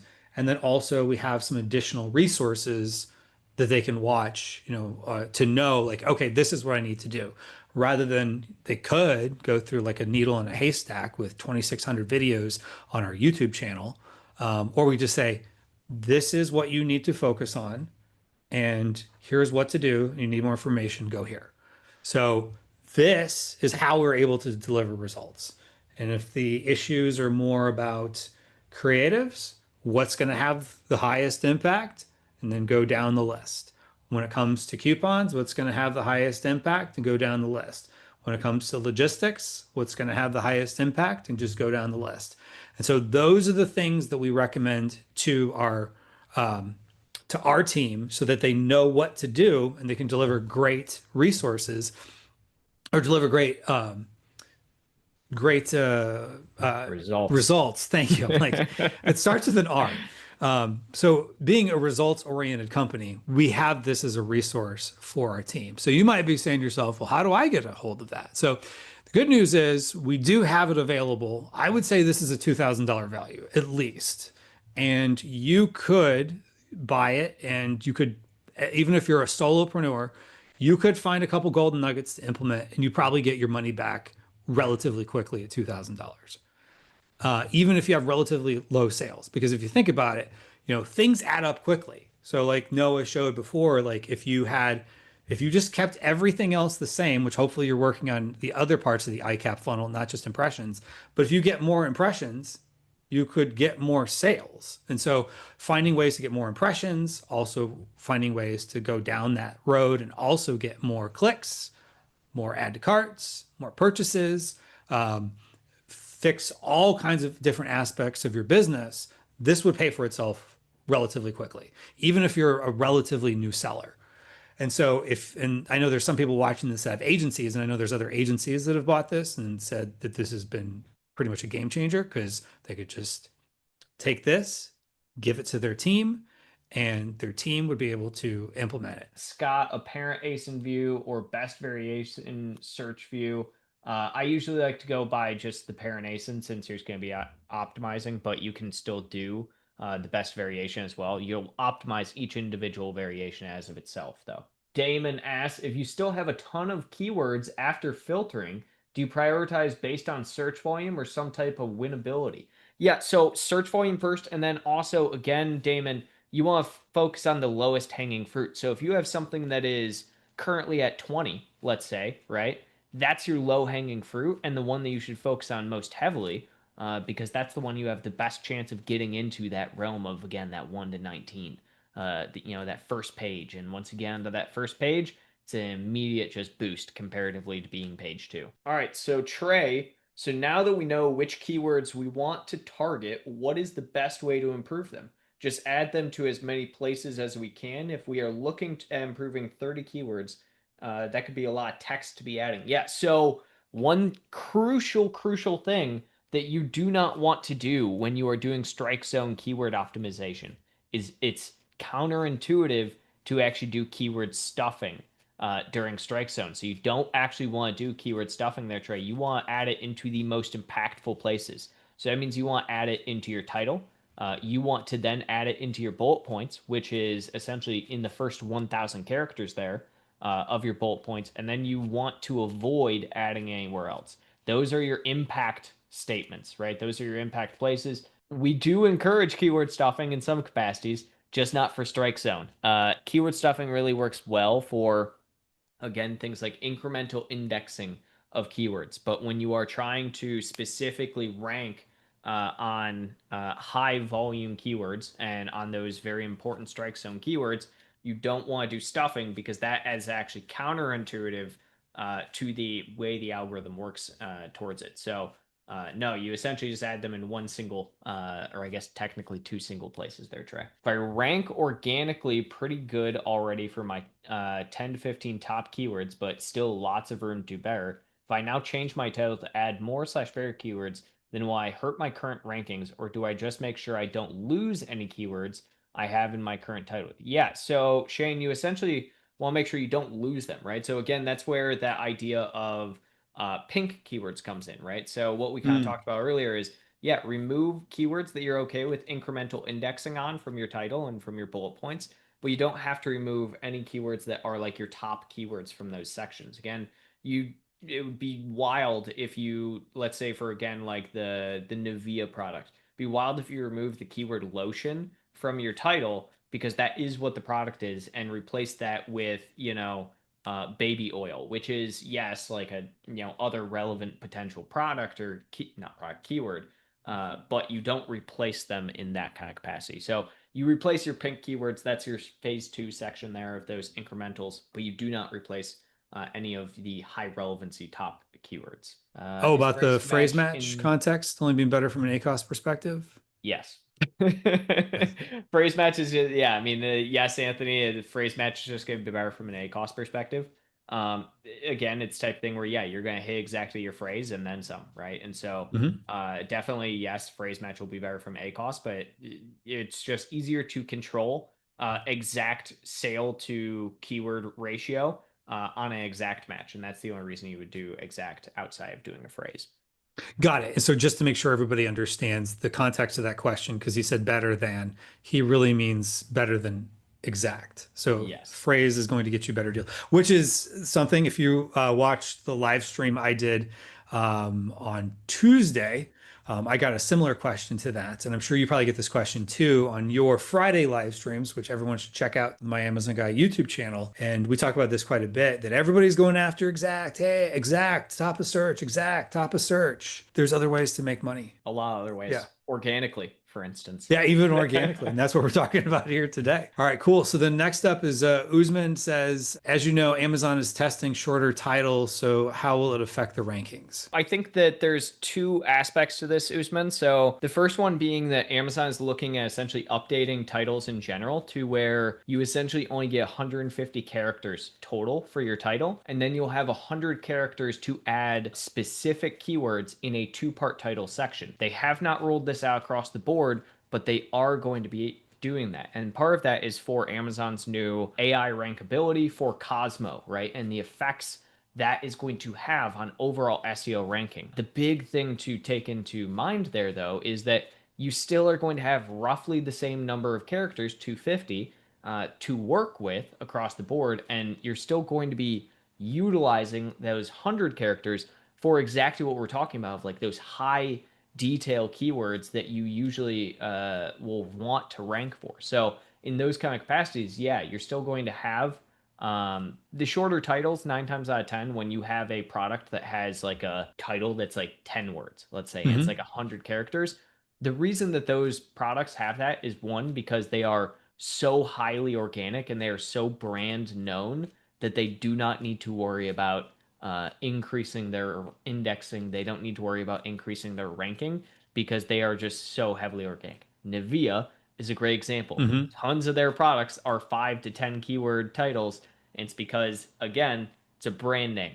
Everyone knows it. They don't have to worry about that at the end of the day. The brand kind of sells itself. But for those of us who have a brand that we don't have a Coca-Cola or Nivea, branding budget, we have to get more direct response and get sales from our campaigns. And I think some of these other brands too, like even with whether it's sponsored or even organic, they're dumping money into it because they're looking at it almost like, well, if we get our brand out there on Amazon, we'll sell more in the store too. And we can't think of it that way. No, unfortunately not. And if it's, especially if they're like a 1P vendor central brand, right? It's like Amazon already promotes that. Right, exactly. Amazon has a vested interest in those brands doing well at the end of the day. Jackie asked the question, but should spend on the broad match keyword of a strike zone term help with organic rank on that exact term? So basically, if you spend money on a broad match keyword that's in your strike zone, should that also help you in the that exact phrase itself? Yes. So we have this picture that essentially very easily lays out the different types of phrase, broad, and exact, essentially, of how you can target a keyword. And so when we're looking at something like broad, you'll notice that, broad will target all three of these, whether it's artisan soap for holidays, or soap for artisan baskets, right? If our keyword is artisan soap. So when you're asking that, I think it was Jackie, right? Yeah. So Mhm. Jackie, when you're asking that essentially of will it help organic ranking? So it does help organic ranking in the sense of if you get a sale that has to do with this keyword, right?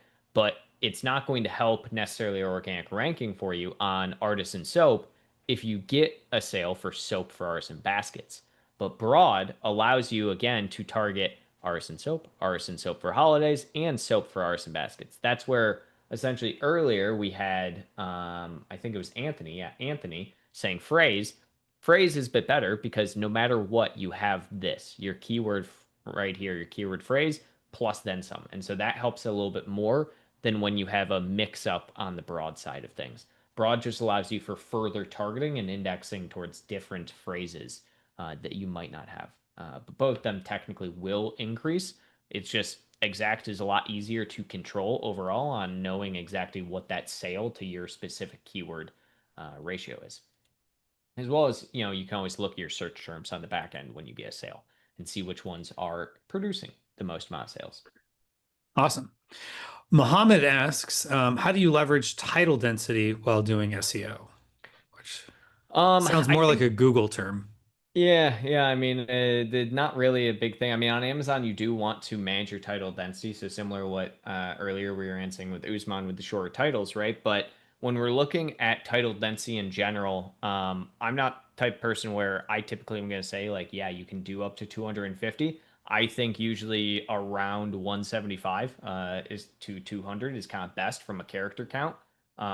Again, we're not looking at keyword stuffing. Our titles for these strike zone keywords and in fact, Amazon penalizes you if you try that in this day and age with the fact that if you do more than 2 times the same keyword in your title, Amazon suspends your listing until you fix it, or they will just change your title for you. And so that's one of And those you things don't want where them to do that because it's not going to no, be what you want. no, I know one client who came to us actually where Amazon changed their title for them to then add in a pesticide related term to then suspend their product for pesticide relation. So no, you don't want Amazon to change your titles for you with Wow. their AI. So, Wow. anyways, And our mistake is your fault. essentially. That is crazy. Moz asks, can you please explain more about A plus content alt text thing? Yeah, I guess I can. So for those that are uninitiated, essentially on and let me just pull up a listing that has A plus content here. Of course, the first one, oh, it's an Amazon Basics. Hold on. Let me pull up one that is actually A plus. Here we go.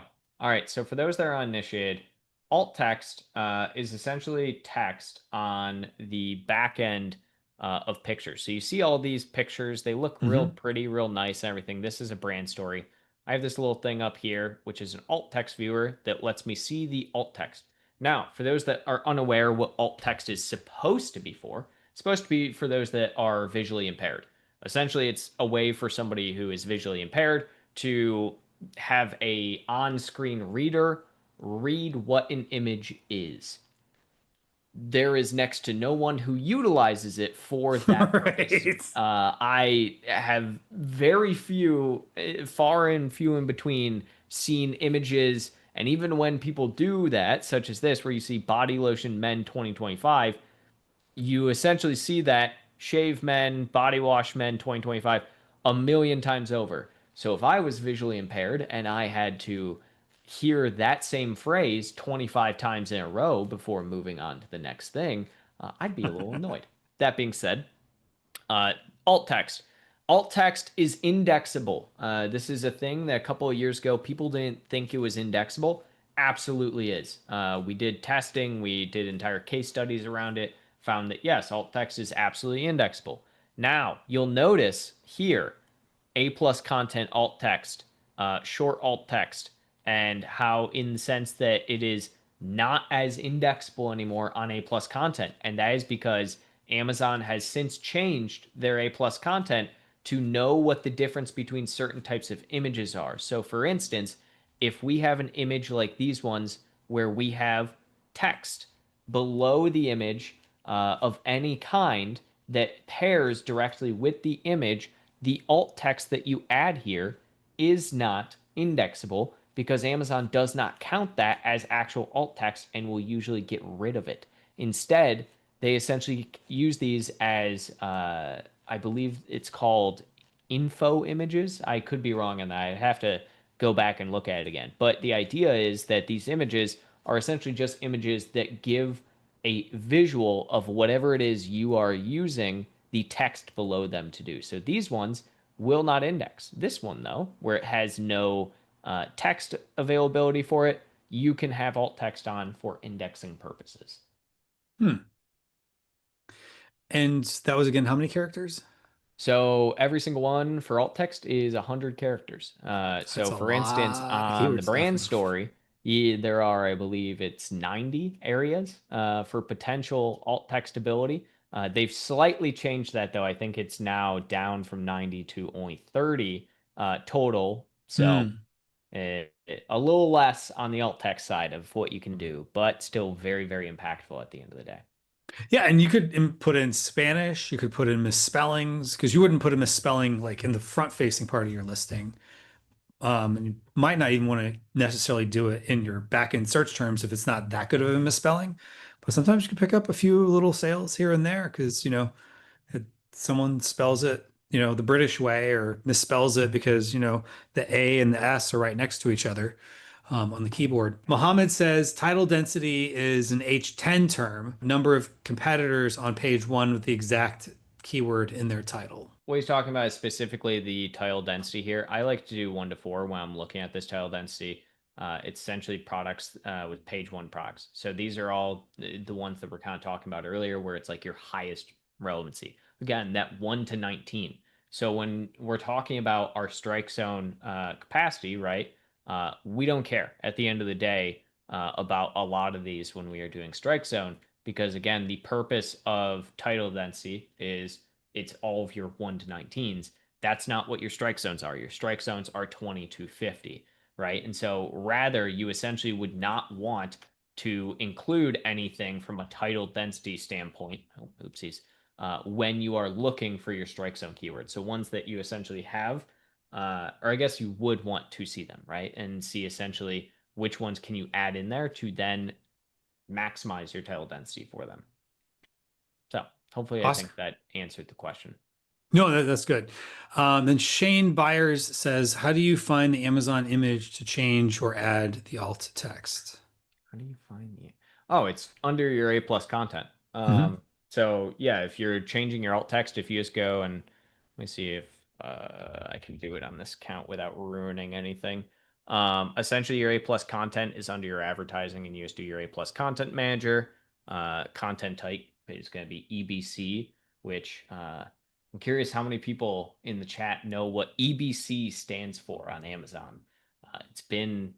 They changed it. I want to say that was 2019. I think they changed from EBC to A plus content. Yeah, it wasn't called EBC for that long either. No, it was not. It was also something that like nobody started using until like 2020 range. Looks like Brian got it first. Enhanced brand content. That is correct. When you're uploading your enhanced brand content, A plus content, you have the ability on that A plus content to essentially add a little alt text section. 2 people asked the same question: is what extension are you using to look at alt text? Oh, dude, this is actually a super easy one. So it's literally for anyone who's curious, it's called Image Alt Text Viewer. If you just go to the Google Chrome store and just type Image Alt Text Viewer, download the first option, it'll work. It's the one that I use. It's one everyone here uses. It's a free tool. It's not that big of a thing. It literally, I think from like a coding perspective, you could probably make your own, especially vibe coding nowadays, just asking them. But image alt text viewer for anyone that's curious. Anthony asked about what are the top two courses. He really wants me to give a course. So I would say if you're looking for the top two you should do that are not in the bundle that you got, it would be either the Phase 4 SEO course or our CTR course, the main image hack course, which is all about how you can improve your main image. So both of those, if you implemented them, they would affect your SEO. And also help you with your paid as well. Either of those would help you. Damon says, is there a way to use search query performance to see what competitors are trying to do with their SEO strategy? Search query performance, see what competitors are doing. No, not really. No, I mean, you can technically look at specific ASINs, but only if they're in your catalog, right? And what you have done. So search query performance is brand oriented. So it's for you. It's not something that's shareable between like two people, so to speak. So like two people who are selling the same like brand, technically, even if you have the same brand, you can only see it for your specific brands because Because you're brand registered. Yeah. Yeah. I'll share this real quick. Anytime this is the premium one, so it's going to look way different than regular EBC because this is premium EBC. But essentially, you'll have these things. So things like navigation text, subheadline, headline, and your body text, right?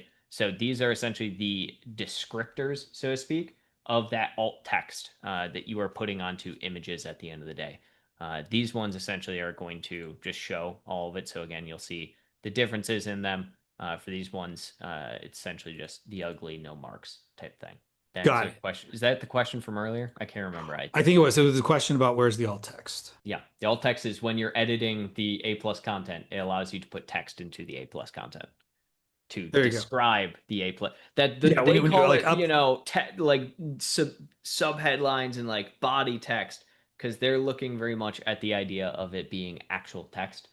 Nobody cares about using actual text. And when you upload the image, it'll even give you the option to put in the alt text right then and there as well. So there's a lot of places you could put it. And, it's another opportunity to get your keyword in front of the algorithm so that the algorithm better understands your product.